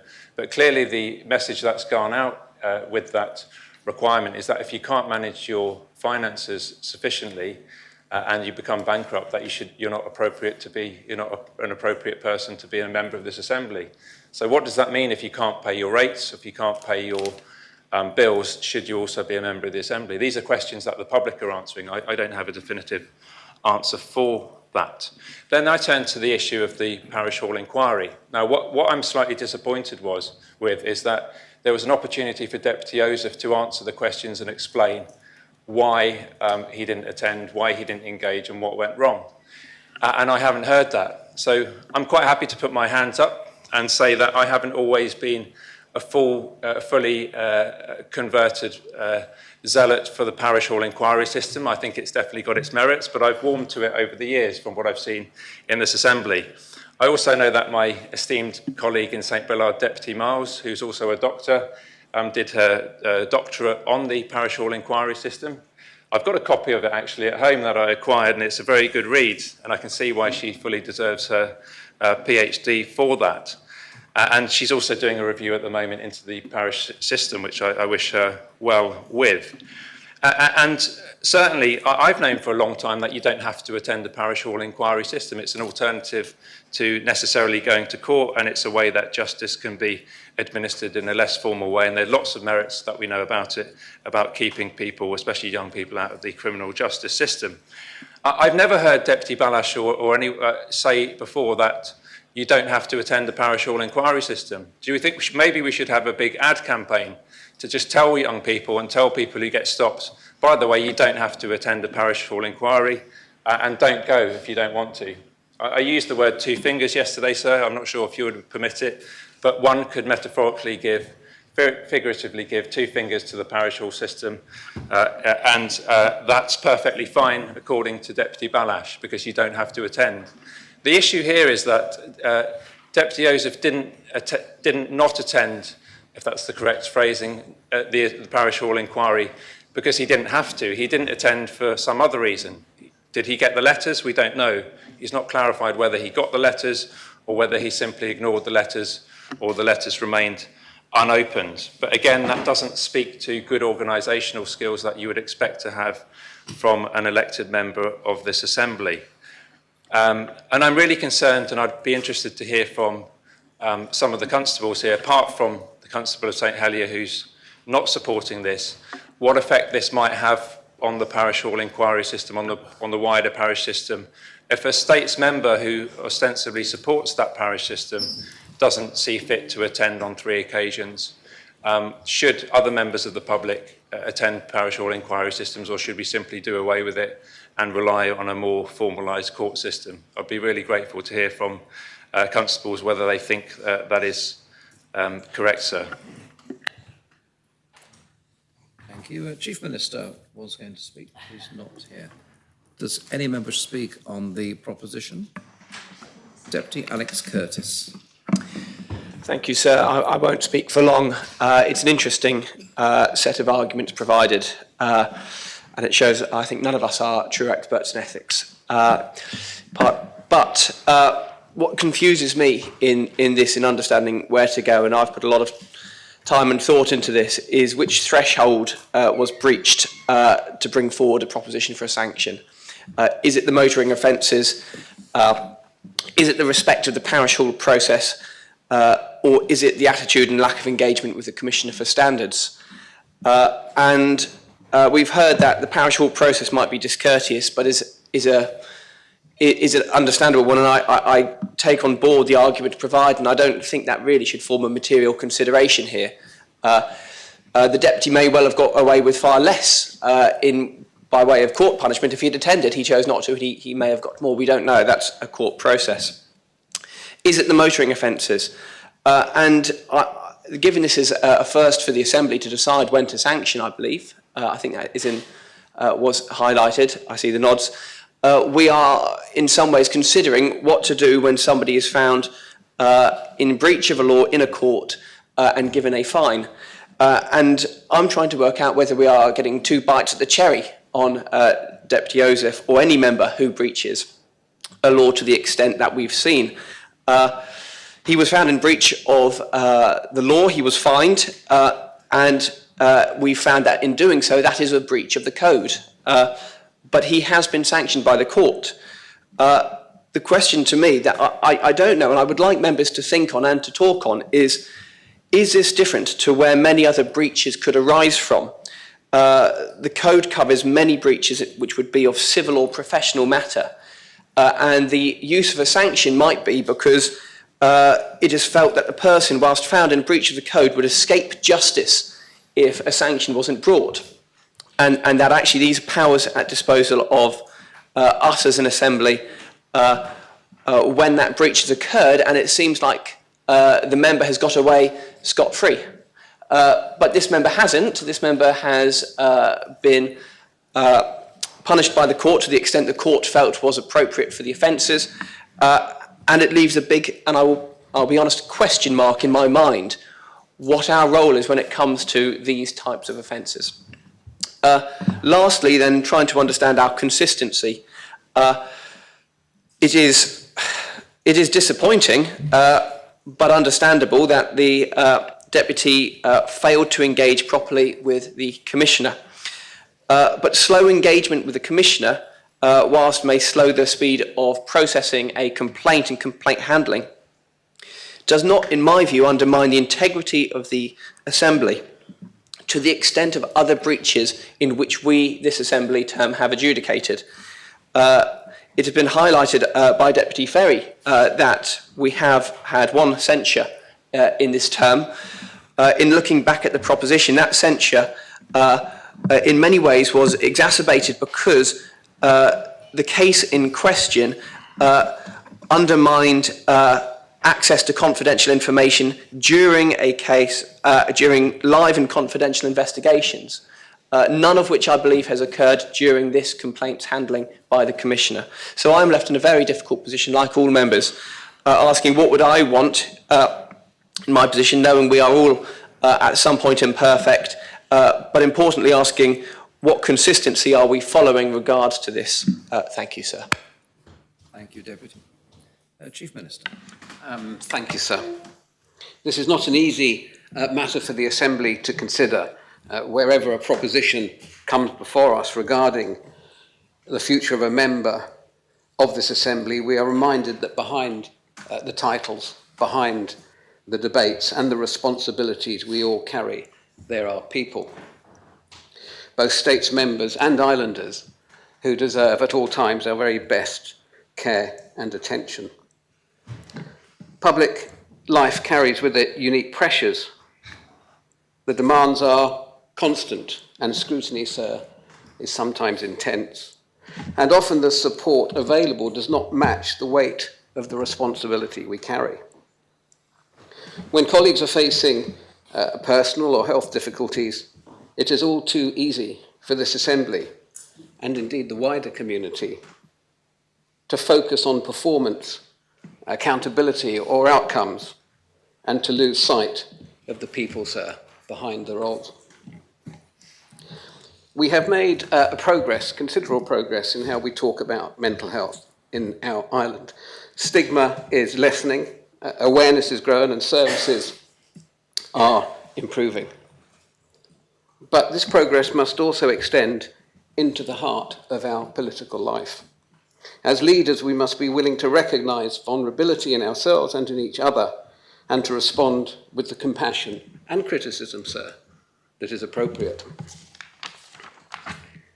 The events leading to this proposition, I think, serve as a reminder that we need to do better. Members must feel able to seek help when they need it, and to be supported rather than judged when they do.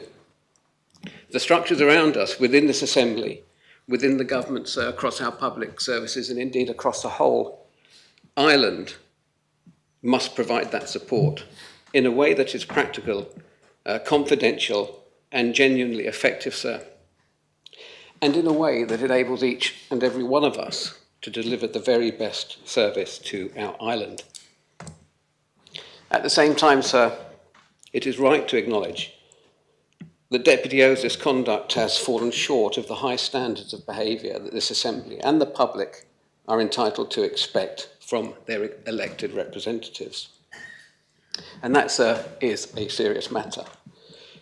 And with that in mind, I believe it would be right for the Deputy, sir, to reflect carefully on his own health, sir, on his position, and consider whether stepping down in order to focus fully on himself, sir, and his well-being may be the best course of action for this Assembly. Of course, sir, I say that while keeping in mind that the ultimate sanction for this Assembly is the ballot box. This Assembly has a duty of care not only to islanders but also to each other.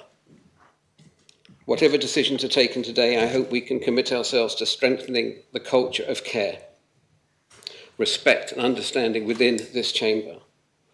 That, sir, is how we will maintain the humanity of our politics and ensure that those who step forward to serve our island are not left isolated when they face challenges in their health and well-being. And in turn, sir, we will all become better equipped to provide the very highest standards of service that islanders rightly expect and deserve. Thank you. Thank you, Chief Minister. Deputy Gorst. Thank you, sir. I'm pleased to follow the Chief Minister. This, by its very nature, I suppose, is a personal debate in that we are dealing with an individual, one of our colleagues. And therefore, I think it, hopefully, so you'll forgive me for perhaps being a bit more personal than I would have liked to be. I think the first point I want to make is one which Deputy Balash made so eloquently about proportionality. And that will only really be to each member's conscience about whether what we are being asked to vote on is a removal from this Assembly for that period of time. Is that proportional to what Deputy Ozouf has done?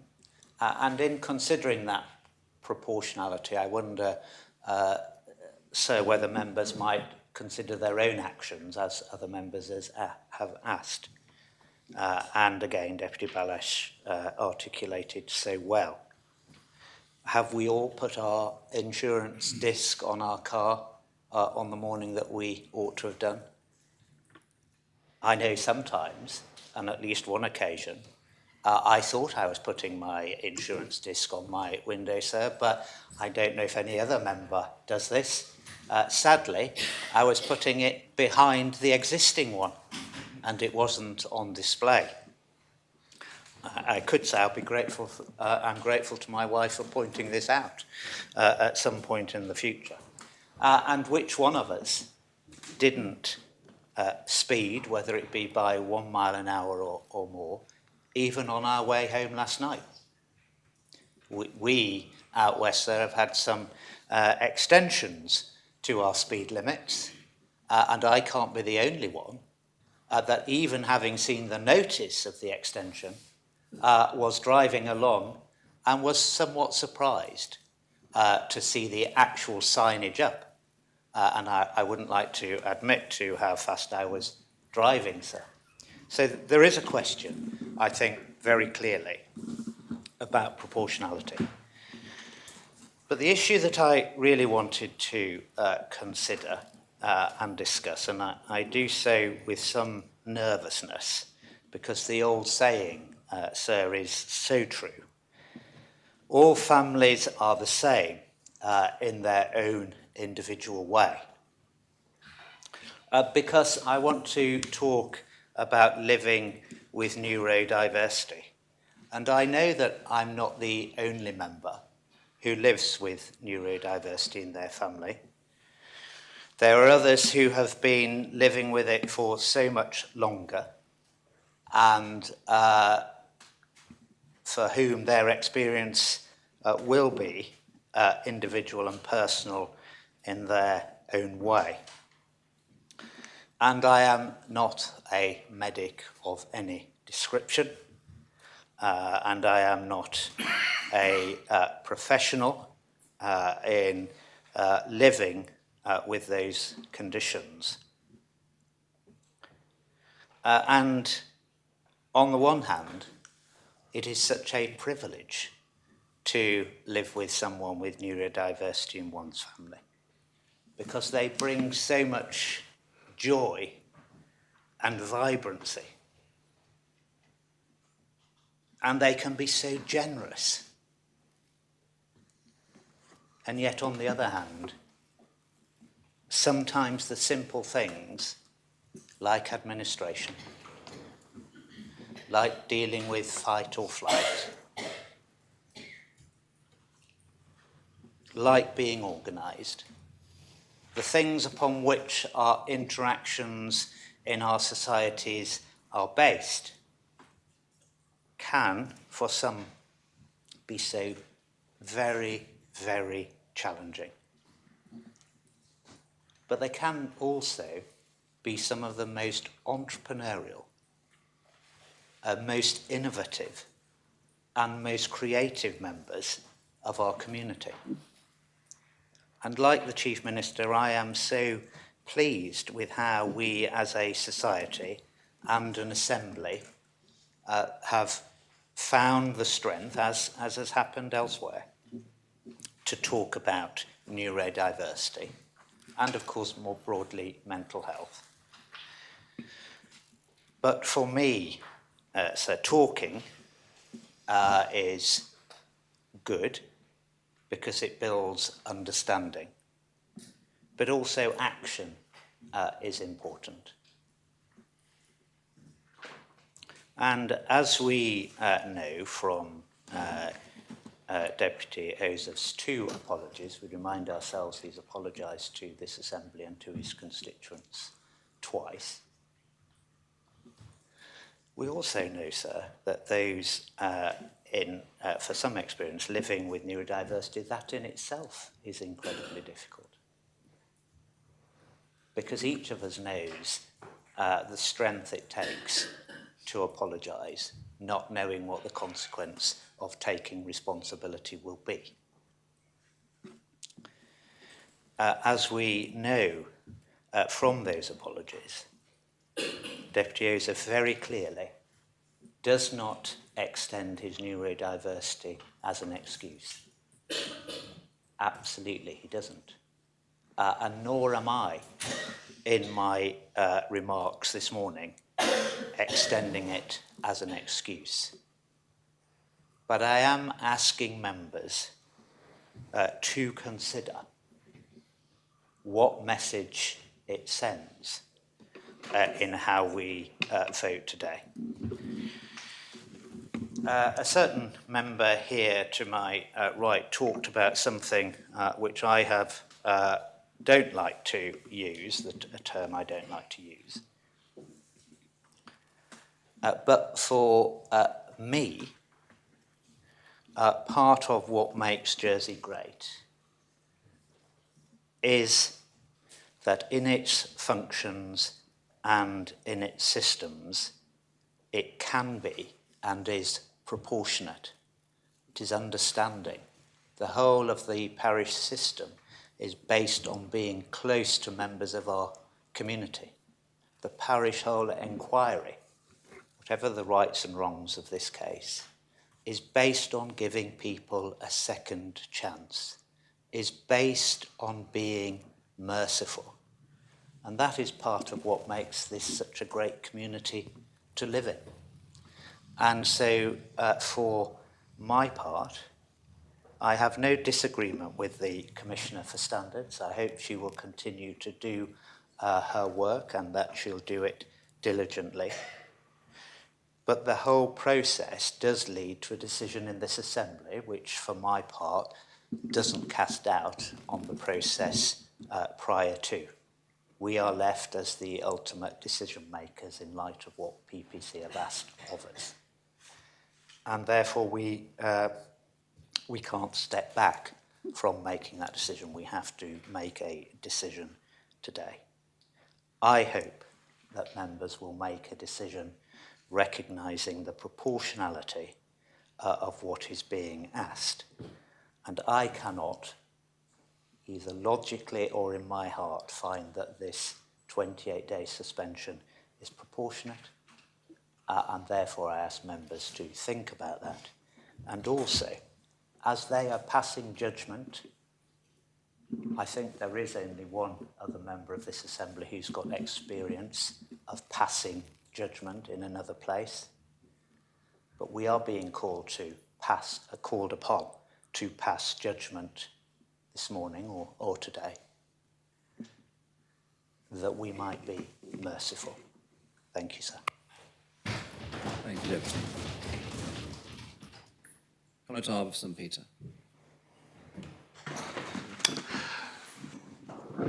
Thank you, sir. Like many members, I'm finding it very difficult to reach a decision on this.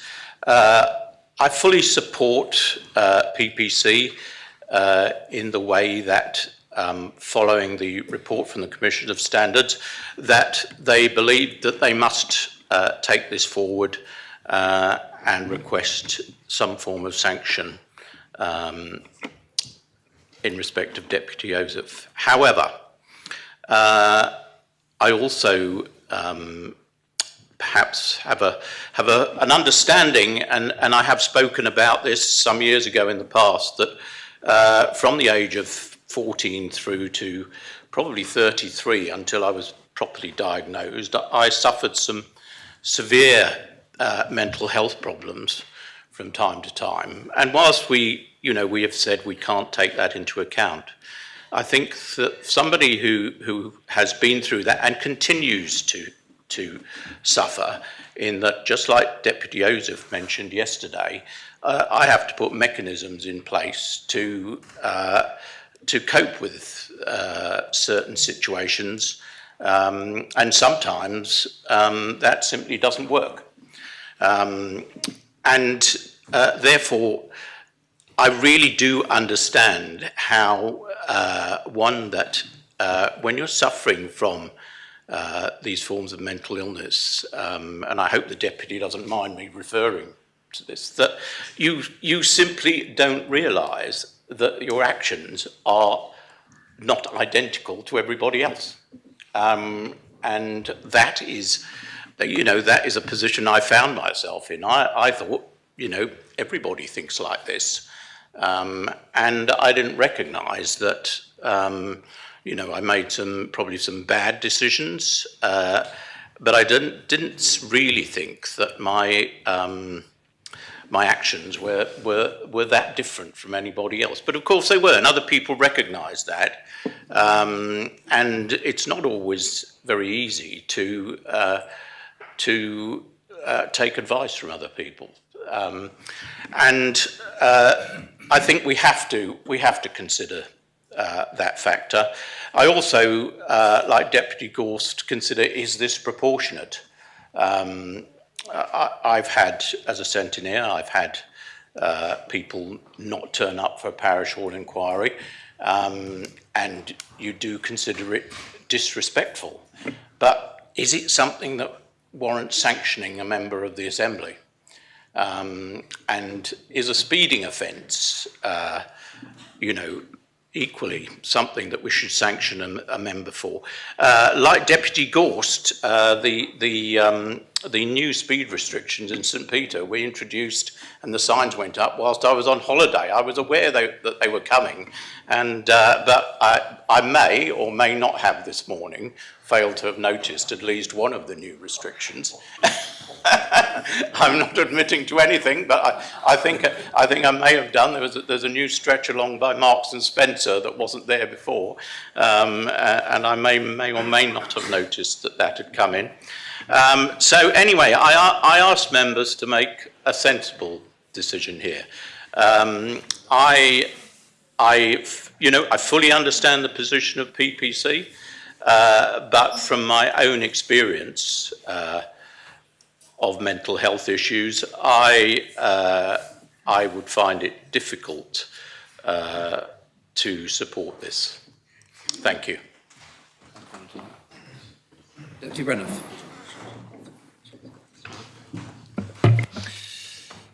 Thank you, sir. Like others, I hesitate to speak in this debate. We are all flawed human beings. We work in a system that is not perfect. And we are subject to a great deal of pressure, and we all make mistakes. But I do think there are some fundamental issues here which we have perhaps been diverted from during this debate. We have committed collectively to a code of conduct and to a process for investigating breaches and for determining sanctions should breaches occur. I think the public rightly expect us to abide by the processes that have been put in place and to act when breaches of standards have found to have occurred. The case of the former Deputy Prime Minister in the UK has been mentioned. And I think what that has shown is the public have exceptionally low tolerance for politicians who fail to uphold high standards, even when there are mitigating personal circumstances, as indeed there were in her case. And incidentally, she was not found guilty of deceit. The relevant section is of the judgment on her concluded that she acted with great integrity, but she was guilty of failing to meet the highest possible standards. I do believe that in Jersey 2, the public want us as politicians to take responsibility for our failings and to accept consequences of behaviours that breach the standards to which we have committed. And so in relation to Deputy Ozouf, I note the following points. I know that Deputy Ozouf has been through an exceptionally difficult period and continues to have challenges which have been discussed at length, and I have immense personal sympathy for him, as I hope he knows. I also note that he acknowledges and accepts the verdict of the Commissioner for Standards that he is in breach of the standards. The only issue, therefore, is the sanction and the question of proportionality. Is an apology sufficient, or should there be real sanction? And I do have to say here, to raise some what I regard as significant facts, awkward facts, if you like, because I do note that the Deputy only apologised to the Assembly after an investigation was opened. And I think the member should not be surprised that the timing of his first apology in the Assembly, a few days after the Commissioner had opened an investigation, invites the interpretation, correctly or wrongly, that the apology to the Assembly and to his parishioners, however genuine, was also a response to extreme political jeopardy.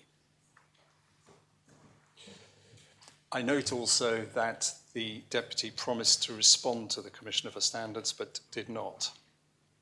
And I think for me this brings the central issue into focus, which is the failure to engage with the Commissioner's investigation, which is for me the central charge, if you like, because I do think that risks undermining the processes to which we have committed. And I think that those actions, or lack of actions, if you like, do not seem like the actions of someone who is taking full responsibility for their behaviour, or who truly recognises the gravity of the situation and accepts that when actions fall below, or behaviour fall below the required standards, there should be consequences.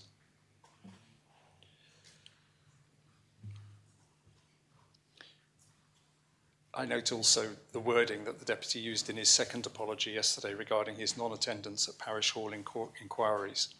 Of course, I would have wished that the non-attendance at the Parish Hall inquiries would not have occurred. It's a strangely neutral statement, as if the non-engagement was something that happened to him. And a mention has already been made, there has not been an explanation. Nevertheless, the Deputy has accepted that he breached the conduct. And unlike Deputy Balash, actually has not, as far as I know, queried even the question of the 4 different paragraphs of the breach that the Commissioner identified. And so in deciding the appropriate sanction, I think it is appropriate to consider past behaviour. It's not a comparison I want to use in a way, but it's the only one I can think of, that in court cases, in general, past behaviour is not used in determining guilt. There are exceptions, but it is relevant when it comes to sentencing in a court. And the Deputy has already pleaded guilty in the courts to a number of offences in the Petty Debts Court. And in this case, he has also conceded that there were breaches. So for me, the key issue here is not the criminal issues, actually. It is the process that we committed to as an assembly. And there may be problems with that process. I noted that in Guernsey there is an appeal process, which we do not have. There may be problems indeed in the way that the process is undertaken.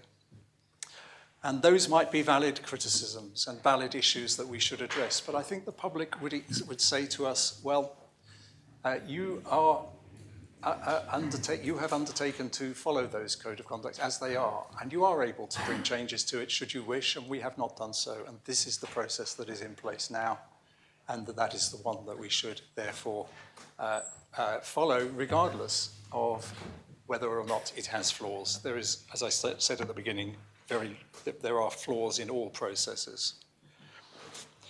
So for me, I think the central issue is that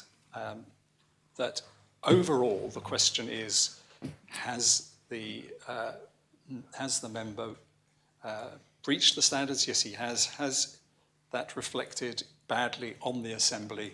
Yes, it does. And I think that the sanction is interesting. People have raised the question that it is the upper end. It is, in fact, the maximum sanction that can be applied. I think the point that was made at the Parish Hall meeting to which we attended was that the problem there may be that we do not have sufficient range of sanction, not that the sanction is excessive. Taken on its own, without seeing it in the context of a range of sentences, if you like, sanctions. A 4-week suspension does not sound excessive. It sounds excessive when you place it in the context of the fact that it is the only significant sanction that we have available. So I think a 4-week suspension feels proportionate in the circumstances. It was open to members to bring amendments to reduce it. It could have been reduced to a 1-week sanction by amendment, and that would have only been 1 sitting suspended, and no member chose to do that. So we are left with the choice. Either we vote for this proposition and stick by the principle that there should be consequences for breaches of the Code of Conduct, or we say that in this case there should be no actions taken as a result of those breaches of the conduct, of the code of conduct. And I err towards the side of saying that there should be consequences, and that I will therefore be voting for. Thank you, Deputy. Deputy Leggerer. Thank you, sir. I just want to highlight one thing. And I'm quite disappointed, sir, because we seem to be sort of making light of the fact of a speeding offence, which was double over the speed limit. This is one of the fatal 5 in the policing plan for 2025 to 2028. And there's all sorts of statistics which will say at what speeds you have various impacts in relation to if you have a crash. My disappointment with some of the members in the Assembly, sir, is the fact that we aren't recognising that. In a 15-mile-an-hour zone, what you find is many pedestrians. I walk regularly round the roads where I live. There's horses, there's children, there's dog walkers, there's cyclists. Those roads were decided to be put at 15 miles an hour because of the level of activity within them. I recognise that if you hit somebody at 30 miles an hour, which is double the speed limit of a 15-mile-an-hour zone, that impact is unlikely to have the same impact on an individual than if you were driving 80 in a 40-mile-an-hour zone. But if you were driving 80 in a 40-mile-an-hour zone, I would suggest you'd have lost your licence because it's deemed to be excessive. In fact, sir, I think from my memory, probably 65 is where you would lose your licence. Now, sir, for me, this is what worries me, is that people don't think this is a serious offence. I do, sir, and I won't apologise for that. I think this is a significantly serious offence, and I'll tell you for why. I spent 25 years in the police dealing with road traffic incidents of all sorts. Not all of them fatal, of course. But also, sir, from a constituency point of view, one of the highest levels of complaints I get are from residents within my constituency about the speed of vehicles. People have been knocked over walking on some of our small roads by pedal cyclists late at night when they haven't been seen. So, sir, I think this is an important factor. So when somebody says they don't think this is serious, I want this on record. I do, sir. I accept that we all make mistakes. And when somebody says, oh, well, we've all speeded. Well, sir, now we need to start considering that fact and start. It is difficult. It is difficult when you drive along a road. You have to concentrate to stay at 15 miles an hour. You have to concentrate to stay at 20 miles an hour. And if you look across the island, we've gone from 15s, we've now got many, many more 20s, we've got a lot more 30s. In fact, you might as well never drive more than 15 miles an hour, sir, because the roads now across the island swap and change all the time. But I want to make the point that I think it's a serious offence. The second thing I'd like to say is that a lot of people have been concerned about, oh, well, this is double jeopardy. Actually, sir, as a police officer, if you were convicted in a court of an offence, guarantee it, you're on a discipline code and you will be dealt with under a discipline. And I'm not saying that we are the police, but we are under a code of conduct. We are under a code of conduct. So we might like to think that we don't need to be dealt with under that code of conduct, but the public's perception is that we should be, because they expect us, like you do with emergency services, people expect a certain code of conduct. They expect people not to be breaking the rules. And so from my perspective, I do feel that there has to be some way of dealing with this when a member breaks the rules. And so for me, sir, I will be supporting PPC. I've been on PPC in the past, and I know it's difficult and I know it's challenging, sir. But I just wanted to make the point that I think speeding is a serious offence. Thank you, Deputy. Deputy Morel. Thank you, sir. And I think we all agree that speeding is a serious offence, but we also all agree that we've all done it. And I think therein lies the issue in terms of understanding why has PPC gone straight for this 28-day suspension, when a vote of censure, in my opinion, would have been a much more appropriate response, and given other matters, would have allowed escalation elsewhere if that was required. And so I spoke earlier for the debate to be held in camera, not because I felt secrecy was required, but because I felt humanity was required.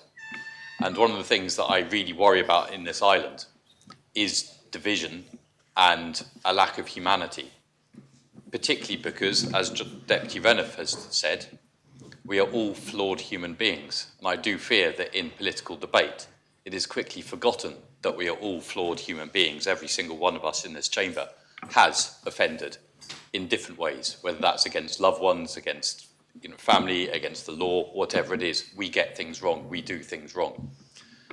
We have also stood here in this assembly, most of us certainly, will have at some point made a speech saying how we need to help people with mental health conditions and how we need to help and be understanding, how we want greater diversity in this assembly, and how we must ensure that these things are taken into account and have a a more diverse assembly. As you come up to an election, that will be said a great deal about the need for diversity in this assembly. My concern is that when I see a committee jump to a much more severe sanction than is necessary, in my opinion, that actually it suggests there's an element of hypocrisy. We want diversity, but we're not willing to adapt to diversity. And that really worries me, because I agree we should have more people with diverse conditions of all sorts in this assembly, whatever that diversity is. But in order to do that, we have to then be flexible to adapt to their needs. And the public have to be flexible to adapt to their needs. Because, and I thought Deputy Gore spoke incredibly well as someone with experience, because people do have different needs. And I was nodding my head when the Constable of St. Peter was saying that he learned late that other people didn't think like him. That's something I've been learning a lot over the last few years. Apparently you don't all think like me. This is something strange to me and something that I am learning. And that's why my concern here is the public nature of this, but fair enough, that's been dealt with. And then just the level of sanction. Because to me, Deputy Tadje spoke about a matter before this assembly many years ago, where I believe the sanction was a vote of censure. I would suggest that those matters were much more serious in many ways than these, because they included, it was found, deceit. This, to my knowledge, doesn't, and I think deceit is something that is very poor. If you're a states member, you should not be deceitful. But if you're a states member, you should be human, and that means you will err and you will make mistakes. But I would like to think that as an assembly, we try to support people to learn from their mistakes and grow and develop in that way. I don't feel that running to suspension, which I also have to point out, and nobody's actually mentioned this at any point, a deputy is democratically elected by the people. To take somebody out of this assembly is basically us saying to the people who have elected that person, we know better than you right now. And we are therefore overturning for a period of time your democratic decision as a people. And I think that's something that hasn't been mentioned and does need to be mentioned in this assembly. I think we can become quite judgmental and quite officious and think that we are better than, holier than thou. My problem is that I know I am not holier than thou. And I think you, as other members of this assembly, sir, the other deputies in this assembly, sir, should also understand that they are not holier than thou. We all make mistakes. It is that simple, sir. And I just feel that you should, at the very least, if you are going to seek sanction, start at the bottom and work your way up, and not start at the top and go where after that. So, sir, that's why I find it very difficult to support this proposition. I will continue to listen. My mind is not wholly made up, but you can see certainly which side I think I am leaning to, sir. And I do worry about this assembly and its penchant for punishment and sanction, because to me that is not what States members should be doing, sir. Thank you. Thank you, Deputy. Deputy Howell. Thank you, sir. I too want to mirror what Deputy Kirsten Morell has just said. I want to be part of an assembly that is kind, compassionate and forgiving. We've all made mistakes. I agree with Deputy Hegarat that speeding is serious, sir. I agree that we need to put our windscreen wiper discs in the front. I think that the parish hall assemblies, the parish hall inquiries are an excellent way, and especially for the youth of this island, so they don't become criminalised. But I really feel that this sanction of 28 days not in this assembly is too harsh, and I will not be supporting the PPC in this instance, sir. Thank you. Thank you, Deputy. Does any other member wish to speak on the proposition? Deputy War, then Deputy Miller. Deputy War. Thank you, sir. And I rise really not to say very much at all, because I think a lot has already been said, and humanity is the word that comes to mind. And it just struck me, I think, Deputy Gorse's commentary. We're a Christian society, sir, and there's a famous line which runs in the Bible: "Let he who's without sin cast the first stone." And I think I think we should remember that sometimes in this. And we have got lots of mitigating circumstances. I appreciate Deputy Hegarat's commentary around speeding offences. Nobody died, which is obviously always is a positive. It's interesting, isn't it, that Deputy Tadia made this commentary about criticising everybody else when he himself has actually been sanctioned by this assembly in the past, but failed to mention that. So would the member give way? Yes, sir. Yeah. I just wanted to know what the Bible says about speeding in green lanes, sir. It's not even worth responding to that, sir. Grace is what comes to mind, and I think it's really important that we are graceful in this assembly, and I'd like to leave it at that. Thank you, sir. Thank you, Deputy. Deputy Miller. Thank you, sir. I'm also not going to say a great deal because much of it has been said before. I do share some of Deputy Alex Curtis's concerns, but there is nothing unusual in a criminal conviction turning into a disciplinary proceeding. And that is what this is. It's a disciplinary proceeding. In many workplaces, a speeding offence wouldn't trouble the waters at all unless you needed your licence to drive, and you were likely to lose your licence if driving was a key part of your role. I've been involved a very long time ago from an employer who called and said, "We've got a youth worker who's been arrested for possession of Class A drugs. Can we suspend him?" You know, things like that. If you have a youth worker who is possessing Class A drugs, then clearly as the employer you would want to consider what to do. However, and I'm not going to discuss Deputy Ozouf, because my issue with this is not, it's the process. This process, I thought the debate we had in January of last year was the lowest point in my short term in politics, but I think this one is a very, very close second. I think I agree with Deputy Morell. Disciplinary proceedings are held in private. I've chaired and been party to many disciplinary proceedings, and people have lost their jobs as a result of those. But they have been in private. And there is no need, really, I don't think, for the public need to know the outcome, whether the public need to know what everybody thinks about it, is a question. We have to remember that what is in the public interest and what is of interest to the public are not necessarily one and the same thing. And I do think we need to deal with all of these things with compassion. I would really hope that PPC will go away and consider whether this is the best process to follow. There is no reason why we could not set up some form of disciplinary panel with independent people if we needed to, which is what happens everywhere else in the public service, to consider matters like this and not have the humiliating and, I agree, inhumane spectacle of someone's washing being aired in public. There may be many examples PPC could look at. I don't know if CPA have guidelines. We all like CPA and they have some useful things to say. I would hope that PPC will consider how we deal with this type of thing in the future and whether it really needs to be in public. And the last thing I would like to say is that I find it quite surprising that some of those who are most keen to have this in public are also those who are most keen to uphold human rights.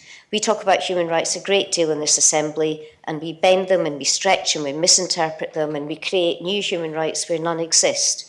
But there is a very clear human right to privacy, or for your private life and your home and your correspondence. I think we have very, very much strayed into breaching that human right today, and I really hope that PPC will take that into account in future. Thank you, sir. So can I raise what I think is a point of order? It took me a moment to process what Deputy Wall had said. He said that I had been sanctioned by this assembly, but it's simply not true. And I was wondering whether he would withdraw that erroneous comment. I think it's too late for that now because he's finished his... It's a point of order, I suppose. Do you want to? Is that right? Do you want to withdraw that? So I understand that the deputy was suspended for a day for sending an email around to the assembly members. I would wonder if he could confirm that. I can confirm that's not true, sir, because it never happened. Never been suspended from this. I can't rule on that, so it's not a point of order. If that's the case, I withdraw then. Right. Deputy Gardner. Wow, I really struggle. I really struggle with this debate because I listen to the members and it feels like if you're supporting PPC, you're not human and you're not compassion. And it feels like a fully blackmailing. Now, we do need to be human. We do need to deal with the matters, and there's some matters we don't have right processes.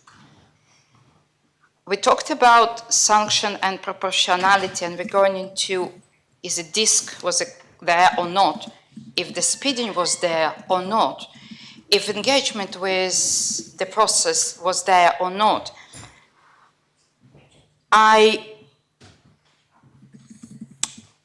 I think Deputy Ozouf and Deputy Ghost raised it. There are lots of joy and there is lots of new ideas coming with people with ADHD and from others. And I think that Deputy Ozouf contributed over the years a lot to this island. Does it mean that the rules can be broken? I don't know. No, actually not. I do know. I mean, I think that Deputy Ozouf said, I'm a long member of this assembly, absolutely, and we are grateful for the contribution. I was Treasury Minister, I was on all these jobs. When you're a long-standing member of this assembly and been all the time, lots of time at the executive, you should know, Deputy Ozouf should know better what are the rules and what is expected from the state member. We are all expected to do this. I think that one of the difficulties that about personal responsibilities, unfortunately, from whatever reason, during this term, 3 legal matters arise with Deputy Ozouf, not with other members. And if we are talking about care, I think that it's important to care. I really care, but first of all, it's a self-care. If I'm personally, emotionally, not because of the different circumstances that I have, for example, would have in my life, I'm not able to perform for some time as a state member, I'm taking a leave. And the person needs to get personal responsibility to get better and to perform. Listening to the chair of PPC, I think it was chair of PPC, unfortunately if I didn't write it, that while Deputy Ozouf failed to attend the court and while the Deputy Ozouf failed to engage with the process and while he, with the Commission of Standards and with parish hall inquiries, Deputy Ozouf continued to put propositions and bring at the state chamber. So how we choose what's yes I'm able to do and what person able to do, what person is not able to do, I don't know. So for me, care for yourself, it starts from the beginning. Care for the public. And this is a big question, does public is cared by this or that behavior? And the third thing is care for fellow members. Do we really need it to, I mean, we all been put today in this position to debate, and if we're talking about personal responsibility, I think each member can consider how each member would act when there are 3 legal procedures over the top. I feel really, really confused, crossed, compassion. It's lots of different emotions, but I do believe that there is a process, and it's not one standing thing. It's just so many things came together. I would expect there is a personal responsibility taken in different way and not just in the word and in acts. So I will continue to listen. Thank you, Deputy. Deputy Dublé. Thank you, sir. I'll try to keep this brief, and like Deputy Gardner, I'm really struggling with this. And Deputy Renouf mentioned the different degrees of sanctions, and I think that's what I'm really stuck on, because this does seem quite severe. And also Deputy Morel raised the point that the electorate haven't consented to this. And of course, I am a representative of the parish of St Saviour, and which Deputy Ozouf is also a representative, and I'm not clear on what that electorate would want us to do. So it feels slightly undemocratic to be making this decision without understanding that. So that's something that I'm still considering in the way that I will vote, sir. And lots of people have mentioned compassion. I mean, that's a principle that's at the forefront of everything I do. And I feel really sad for Deputy Ozouf that he has felt forced to disclose a medical diagnosis in order to present some mitigation. But nevertheless, I agree with previous speakers who have stated that standards are standards and laws are laws. And I feel that the buck does have to stop somewhere. And as the creators of those laws and people who have agreed as part of the role that we're appointed to do to uphold the very highest standards, and let us not forget that we are expected not just to comply with the law like any other citizen, but we are expected to actually attain higher standards of behaviour than the average citizen, and that's something that I take very, very seriously, and I think we should all take that seriously. And I think something else I've learnt from this debate is that I think we need to have a bit more of a humane approach to each other. It's not just something I've learnt from this debate, actually, it's something I've said previously, and I think Deputy Morel mentioned and Deputy Gardner did. And I wanted to draw members' attention to processes that are available via the Diversity Forum. So we do have these procedures whereby if something goes wrong, sanctions are considered, etc. But there are also procedures and discussions that are underway at the moment in the Diversity Forum about how we can actually help members who might need a bit more support, who might have disabilities or neurodevelopmental conditions, such as ADHD, to have the support they need to attain those high standards. Because it is very possible to do to perform this role to an extremely high standard with disabilities and neurodevelopmental conditions. And I would hope that perhaps the deputy in question, but all other members who care about this and who have said that we need to have these high standards and that they have compassion for members with disabilities and neurodevelopmental conditions, that they might get a bit more involved with the Diversity Forum and think about how we could all be helping each other a bit more to attain those high standards. That's my hope for this assembly, sir. I'm still unsure of how to vote on this, given the fact I do think the sanction is a little severe.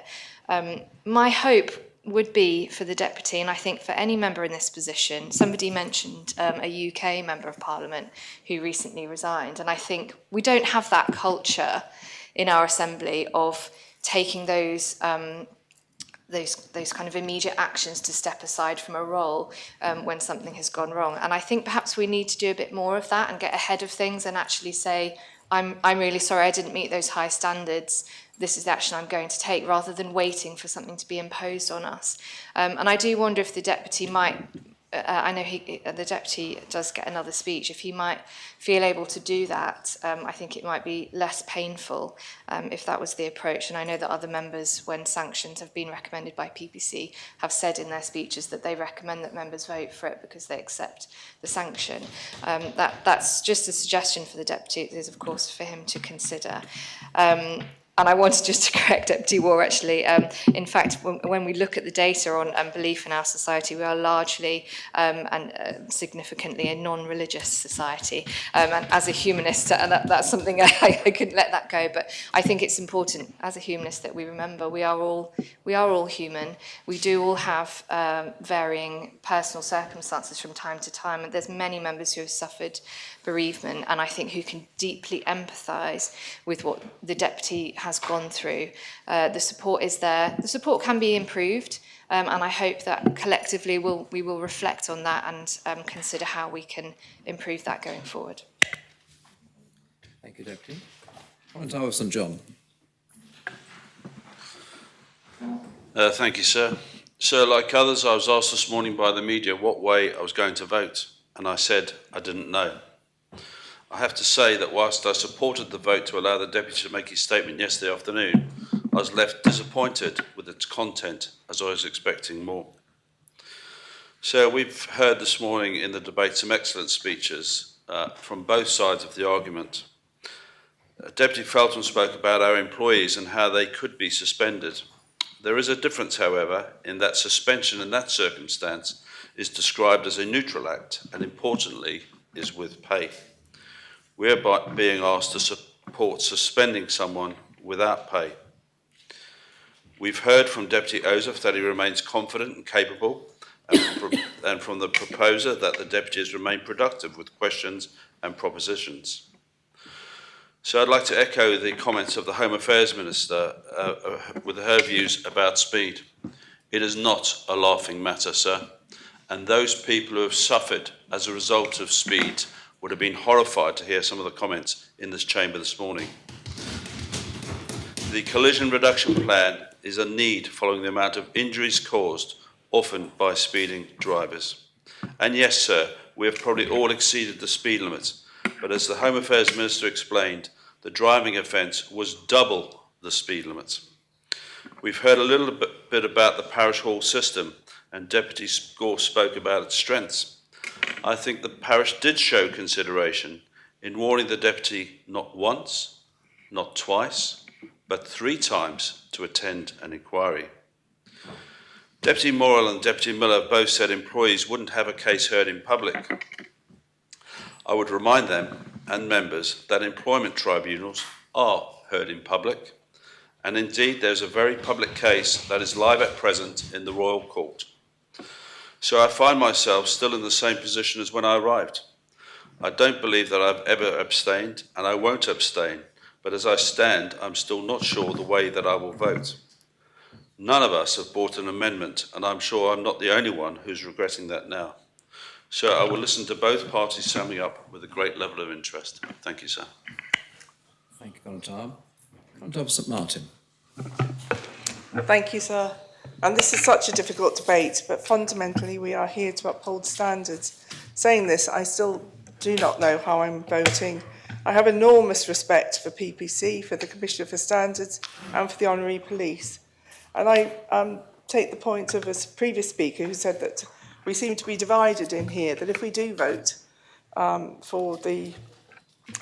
PPC, that we're guilty of not having any kindness or compassion. Well, kindness, compassion and humanity is something that I try to live by.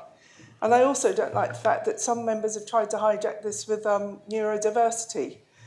I have years of experience with neurodiversity because two of my family members, one has ADHD and one has high functioning autism. And to me, neurodiversity with them is actually a superpower. But I don't, they have ADHD, they have high functioning autism, but they do not go around speeding, they do not go around going through lanes at double the speed. And as someone who brought in a proposition for road safety, I hold it. It is so extremely important. And driving at 30 miles an hour in a 15-mile-an-hour zone could have caused life-changing injuries or death. So it's not something to be laughed about. It's not something that we can all say, oh yeah, I am somebody who probably annoys people because I drive quite, I do drive within the limits because that's just me. I'm not particularly keen on driving, so I just drive within the limits. I have an old clapback car because that's what I like. And I'm not I'm not perfect in any way. None of us in here is perfect in any way. We're not, but we have to, we all have lapses. And that's human nature, but we are in elected office. And we should raise our standards and be aware that we are open to public scrutiny. This would not be happening in the States Chamber. It's very uncomfortable, but this would not be happening in the States Chamber if we were not elected states members. So there is something in our life, we get elected and we have to be aware that we are public figures. And we cannot say that, that we don't. I've spoken with Deputy Ozouf at length about neurodiversity, and I'm always here to be supportive, and I don't know how I'm going to vote. But we just have a duty to uphold standards, and whichever way we vote, I am certain, knowing every single person in here, that we will, whichever way we vote, if we vote poor or we vote conch, we are all members who have a level of kindness, compassion and sensibility. So thank you, sir. I don't know how I'll vote. Thank you. Thank you, Conor Tom. Deputy Luce. Thank you, sir. Sir, there are many and various reasons why I wanted to become a member of the States Assembly, but passing judgment on my fellow States members was not one of them.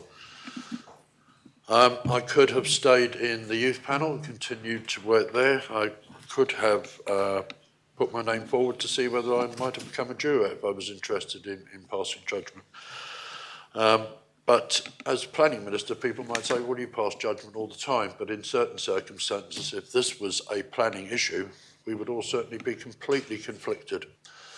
However, with planning issues, we have independent inspectors from the UK that we use frequently, and they recommend to the minister how we might move forward. And in this instance, we have the commissioner who's investigated and come forward and said, yes, there's been a breach and something needs to happen. And this, of course, is where we find ourselves now with trying to decide what the level of seriousness is and where the sanction should lie.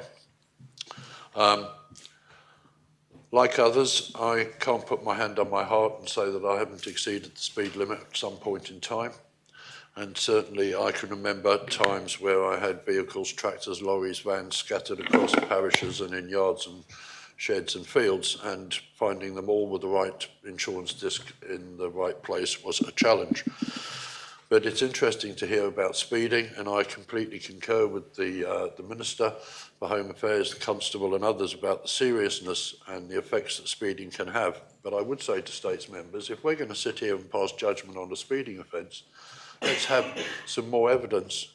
Daylight, night time, how many people were around, was it wet, was it dry, all the sort of questions that police officers would be putting forward in a case if we were to decide the severity of the offence. But I do take on board that 30 miles an hour and a 15 is not, is well over the limit. But there could be mitigating circumstances in any offence, and we haven't heard any.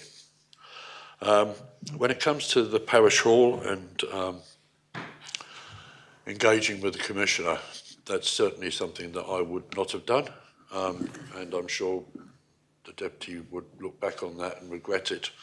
All of us respect the parish system entirely, and I would have been there waiting at the door had it been me. But we get back to the point of the proposal from PPC today and where we go. And I have to say, so I feel very uncomfortable about the level of sanction that's proposed here. I worry about setting precedents for the future, but I completely accept that the Deputy is not without fault, far from it, and he knows that. I don't think the level of sanction is correct, but pushing the contra button also concerns me because it sends the signal that I don't think a sanction is appropriate when I do. So where I go, I'll have to see. But Deputy Tadeo said we shouldn't push the abstain button if we're prepared to sit in this assembly, and I usually agree with him. In this instance, I worry a lot about the message I send, depending which button I push. Thank you, sir. Thank you, Deputy. Deputy Alves. Thank you, sir. The Code of Conduct is part of our contract with the electorate. And PPC has a duty of care to the public to ensure that elected officials uphold that contract with the electorate. So in the interest of due diligence and given the seriousness of this matter, it was only right that this assembly was given the opportunity to consider it. So I'd like to address some of the comments that were made earlier about the Commissioner. And just like we're not here to adjudicate on the law, the Commissioner was not adjudicating on breaches of the law. She was adjudicating on the breach of the conduct on the code, and that's her job. So there was no mistake. She simply noted that the Deputy's failure to abide by the accepted processes and procedures, and that's the breach. The Commissioner is not expected to be a legal expert. She's an ethics expert. Was Deputy Ozouf's behaviour in line with the Code of Conduct? It was not. And that should be the focus of this debate. And it's disappointing, sir, that some are using this debate as an excuse to criticise a Commissioner for doing her job. It's never easy to be complained about, but we can be 100% certain that the Commissioner follows a transparent and fair process. So one thing that hasn't been mentioned, unless I missed it, is that we are lawmakers. That is our primary role as politicians, to make the laws. And as such, I feel it's vitally important that we lead by example and that we follow those laws and the processes associated when those laws are broken.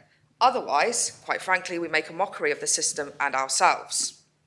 So it's not one rule for us and another for the public. Now, many members have mentioned already the care inquiry, and I'd actually like to mention the use of the term the Jersey way, which unfortunately we know has negative connotations. I'd rather it didn't, because I think that COVID showed us that we can really turn that around. But unfortunately, it is used to describe, or it was used to describe a culture of lack of transparency, resistance to change, protection of powerful interests. And that inquiry revealed how this ethos fostered cover-ups. Taken from a simple Google search, I found that although the care inquiry made recommendations to improve the situation, the term the Jersey way continues to carry a negative perception, with quite recently, in 2019, a scrutiny panel noted that it was still associated with the failure to support complaints and achieve positive results. So we know that the public continues to accuse us of sweeping things under the carpet and refusing to listen and to act.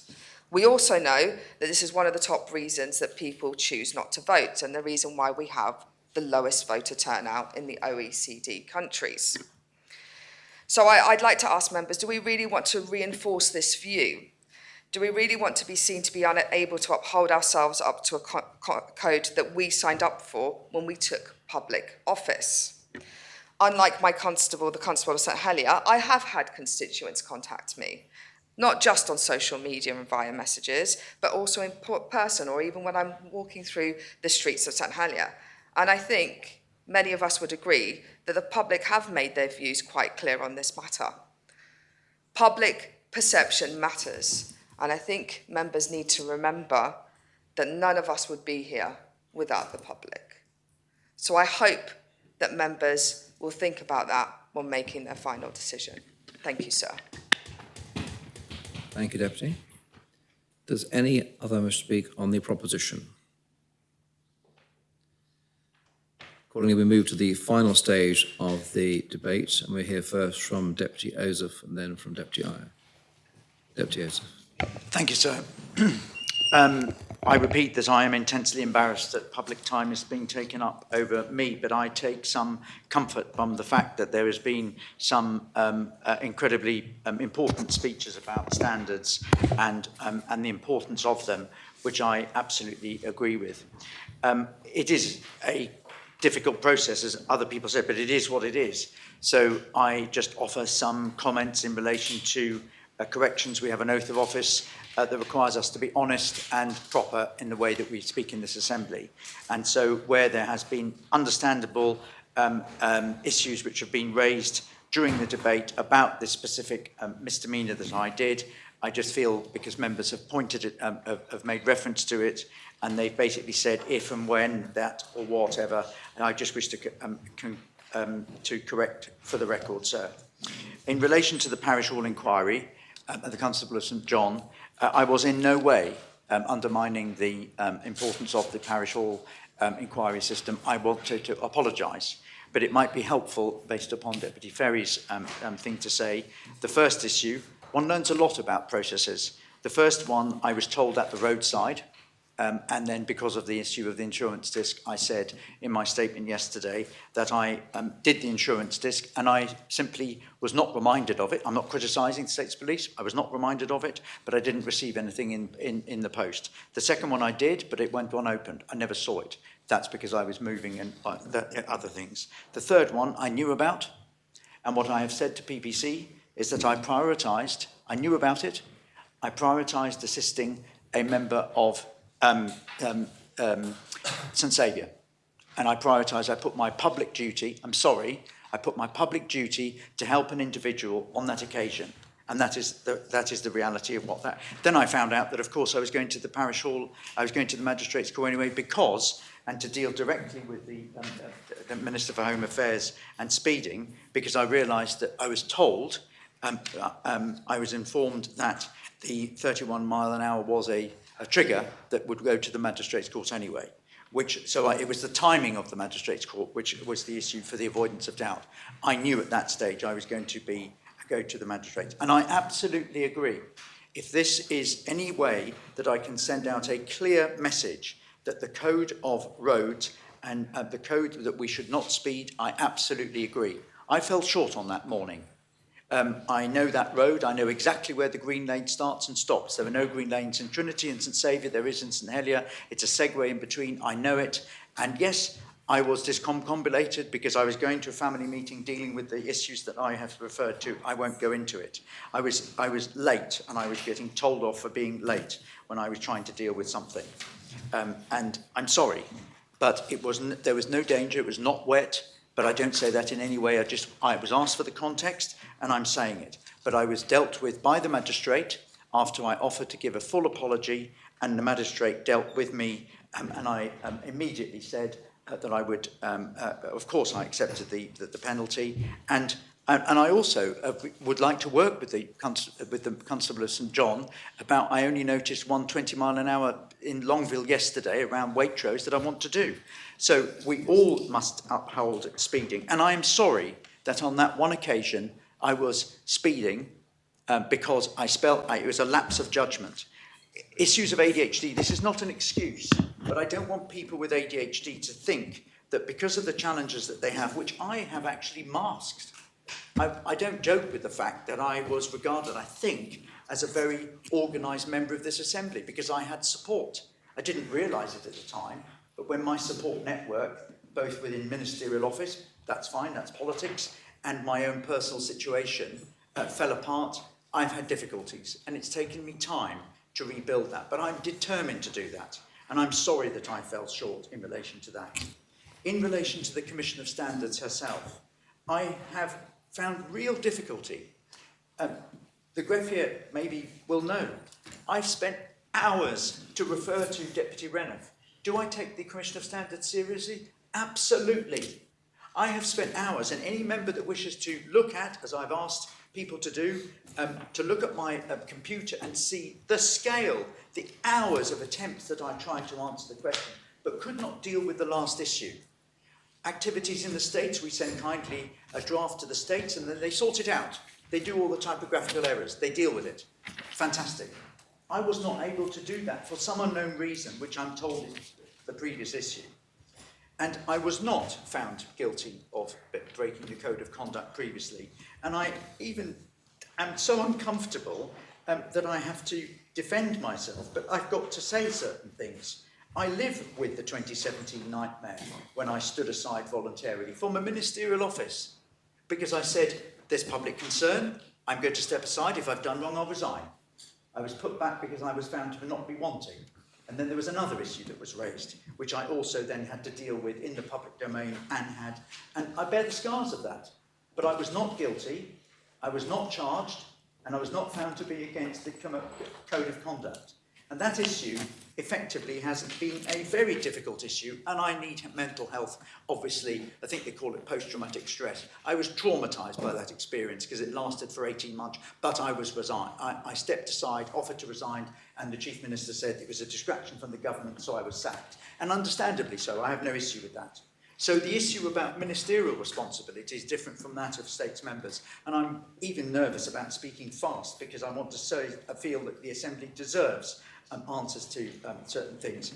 I take full responsibility for the issues of the Commission of Standards. And I am sorry that I have found that last step of sending a proper and considered report to the Commission of Standards in the way that I did, because I tried.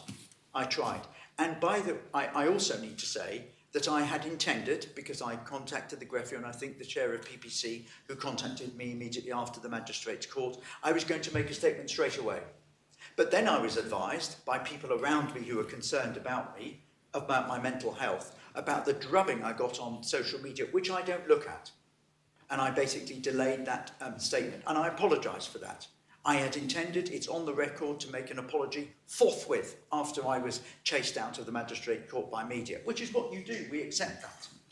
And so I do say to members politely that I did the apology yesterday at the first instance since the Commissioner has done her report, at my own, I had no assistance in terms of the decision. I made the decision to do the personal statement, to apologise, because that's what I think the right thing to do is. I think that there is past behaviour, petty debts court. I have to say, I've not been proven guilty in the petty debts court. I have been alerted to non-payment of bills, the most significant one of which was not mine, but I took responsibility for somebody else's. There was administrative error. If anybody wants to check that, it's the fact. And unfortunately, but I couldn't say who that bill was because they were alive. And I took responsibility for a family member's bills, and there was a mix-up. But I couldn't say it because they didn't know I was paying his medical bills. So I was not ever found guilty of not paying a bill. The Petty Debts Court, which I did try to explain to the Commissioner, who also said to me during the interview, PPC has the whole transcript, that the whole transcript wasn't going to be given to PPC. The whole transcript was, so they can see it. The transcript does say it was going to be excerpts and the whole thing was sent. So it's got all that information in. Members don't have that, of course. Now, the final issue, so on the issue of Commission of Standards, sorry, I've learned. I have tried. I hope members will forgive that last bit, but it is because of the previous issue. I've learnt that now, and I'm dealing with it. And I've found ways of dealing with it. And the CPA guidance about whether or not this penalty, I asked the chair of PPC, I duly attended, I cooperated, of course, with PPC and went to the meeting. I then, I was told that I tried to offer mitigation. I explained all the background, apologised. I don't think any member of PPC would say I didn't, fulsomely and in my own terms. And then I received the email that I was to be suspended. I emailed the chair of PPC, respectfully and properly, as I think it is proper to do. I haven't circulated, I've done no lobbying, I've done no criticism of anything. But I would just wish to say that I did ask the chair of PPC if he could kindly explain why the most severe sanction had been done, because I did not understand how breaches of the code that I was found and that I accepted to have been found wanting would result in the most severe sanction that can be made. And I also gave examples from across the Commonwealth, 180 parliaments and assemblies, that I could find no suspension that was proportionate. So I asked whether there was going to be some publication and some information about why PPC had gone to the absolute maximum 28 days. Just out of politeness, it's up to members to decide. I'm just wanting to say, I did say that the CPA guidance does also say that, the issue was that the Commission of Standards is not a policeman, man or woman, and that they're not there for that, for being a policeman. And so I was discombobulated. I don't understand why there has been an exception made that is not, or there's been any explanation of why this is proportionate at sanction. It's up to members to decide that. But that's what I said to PPC, and I went through in detail and gave, I think, Australia, United Kingdom, New Zealand, Canada, because they're Francophonie, France, and all loads of others. And I had no response. The chair responded to me and said it was made clear at the meeting you had at PPC on the 14th of August that there would be no further correspondence on this matter once the meeting is concluded. The opportunity will be to discuss it in the chamber. That's it. And I still haven't understood the proportionality, if I may respectfully say. If we're now going to be operating on a triage of offences, then I think that the message needs to be clear for the public as to what it is. If it's going to be for what I have done and bearing in mind the mitigation, then that's now clear that that's going to be the guide. But I did ask for a guide and I was given nothing. Sir, I don't want to have to be in this position to have to defend myself because I have apologised. I have had difficulties. I have worked very hard to try and deal with those issues because Deputy Gardner said, I carried on as External Relations Minister when my civil partner died. I carried on. I did everything I possibly could. And I also had an uncle that was in the twilight of life, which I had 24-hour care for. So it was difficult, but I still did the public interest first, serving Jersey and serving individuals. And I continue to do that day in, day out, as I'm sure other members do. And I must say, I have not had one constituent who has raised the issue of my failures in relation to that. They have been welcoming of my assistance, like no doubt the other deputies. And I have honestly not had one criticism directly to me to say you should resign or you should do this or whatever. And actually, I'm very welcomed for the assistance that I give. And that's what we like doing. We're here to serve people. We're here to serve. Maybe it's my Catholic tradition, sir, of having to go to confession and confessing what you've done wrong and then being forgiven. I thought that that's what you do. And I thought that that's what we had. I'm not any particular Catholic adherence. I do go to different services in different faith communities because I respect inclusivity. And so I'm not going to say to members whether they should. I will abstain because it's like a court. I don't think the defendant should basically vote for their own situation. So I'm going to abstain.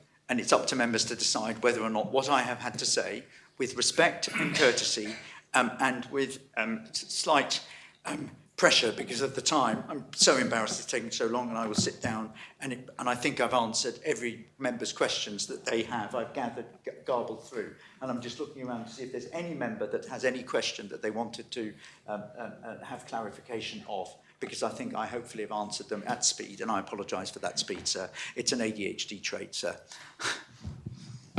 Thank you, Deputy. I note the time. Do members wish to adjourn or continue? I propose the adjournment. Chairman's proposed. Members content to adjourn? So is anyone else to speak? If not, then... No, just the chair of PPC. That's all. So I will be brief. Members content to continue? So can I ask a point of process, a point of order? When we get to the vote, can you confirm that it needs 25 votes to pass, or...? It does not need 25. Does not need. Simple Okay. majority. It's a simple majority. Yes. The chair of PPC will respond. Thank you, sir. I want to thank everyone who has spoken, and I recognise that this has been a very uncomfortable debate for us all. I'd particularly like to highlight the excellent speech by the Constable of St Martin's, who has obviously personal understanding of the condition. That was of great note. I disagree with Deputy Balash in his relationship to the disproportionality argument. But there is something I agree with him, and that is concerning abstention. I believe that this is a binary choice whereby you either believe that Deputy Ozouf should be sanctioned or you do not. So when he said, stand up and be counted, I tend to agree with that sentiment. Deputy Morell mentioned the previous case of lying to the Assembly with a certain member, and the reason why he only got a vote of censure on that occasion was that suspension was not immediately available then. It was only after there was a third offence during a single term that you could suspend a member. So that was the only appropriate action that could be taken at that time. Some members consider this proposition to be a disproportionate response to Deputy Ozouf's driving offences. I hope that during this debate, the speech I made and those of others will have emphasised that there are broader concerns here than just speeding and failing to change a tax disc. Deputy Ozouf, in not attending a parish hall inquiry, set a bad example as a leader to islanders. He then failed to engage with the Commissioner for Standards until it risked being regarded as a further breach of the code. As an Assembly, we need to determine whether we take breaches of our code of conduct seriously. Some members have expressed concern about Deputy Ozouf's mental health and whether this should be taken into consideration as mitigation of his breaches. I agree that it should be a consideration, but it is a matter for Deputy Ozouf whether he feels that, given his health concerns, he is currently best placed to serve this island. Some members have used this debate as an opportunity to criticise the Commissioner for Standards for her processes. Some have even questioned why she did not fully understand the parish hall inquiry system. The Commissioner should not be required to have a deep understanding of our honorary policing practices. She should not really need to know anything about how our court system works. She only needs to know what our code of conduct says and whether that code has been breached by a member's actions. Expecting her to be an expert on our laws would only be a necessity if we also expected members to be breaking those laws on a regular basis. This Assembly adopted the Commissioner for Standards laws, and this Assembly agreed our code of conduct. This Assembly created this system. If we do not like it, then it is within our gift to change it. A revised version of our code will be lodged for debate by us in a few months' time, and I urge members to come forward with amendments if they do not consider what PPC lodges to be the best way forward. It is vital to democracy that we have a set of standards against which we can be held accountable to the public, by each other and by ourselves. But good conduct is just as much about our culture as it is about formal rules and structures. Building and maintaining a strong ethical culture requires constant vigilance and must remember that a single transgression damages the public's trust in an individual member, and an individual member's bad behaviour can damage the trust placed in the institution to which they belong. One of the key factors which affect whether someone is regarded as trustworthy is others' perceptions of their behaviour, and crucially, whether this meets expected standards. Where this Assembly is concerned, trustworthiness relates not only to the behaviour of individual members, but also to our ability to show that behaviour is of a high standard and will be dealt with if it falls short. If we wish to rebuild Islanders' trust in this Assembly, We have to demonstrate that we care when our code is breached. Otherwise, there is no point in having one. Sir, I make the proposition and I call for the appel. The appel has been called for. Members are invited to return to their seats. I ask the greffier to open the voting.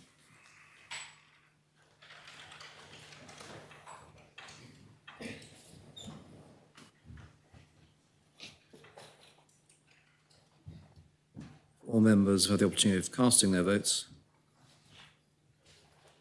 I ask the greffier to close the voting.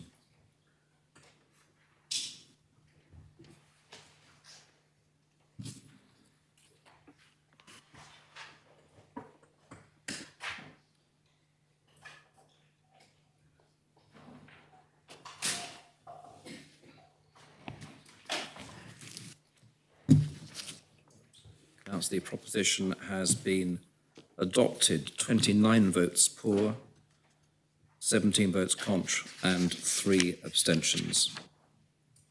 So could we have the 17 and the 3, please? Sir, can we have all of it, please? Yes. Those voting for the connotables of St Brelard, St Martin, St John, St Clement, Grouville, St Juan, deputies Southern, Tadier, Doublé, Lehegara, Ayer, Ward, Alves, Gardner, Farnham, Mezek, Porre, Miles, Renouf, Curtis, Faltham, Jearn, Miller, Ferry, Kovac, Curtis, Ward, Stevenson, and online Deputy Coles. Those voting contre, the connotables of St Brelard, St Martin, St John, St Clement, Grouville, and St Juan. Oh, sorry, I'm reading the wrong one. Sorry, those voting contre. The connotables of St Helier, St Lawrence, St Peter, St Mary, St Saviour. Deputies Labby, Morale, Gorst, Moore, Balash, War, Scott, Rose Binet, Howell, Tom Binet, Wilson, and Andrews. And the connotable of Trinity, and deputies Luce and Ozouf abstained. Accordingly, Deputy Ozouf is suspended for 28 days from today. Oppose the adjournment. Assembly is adjourned until 2:15.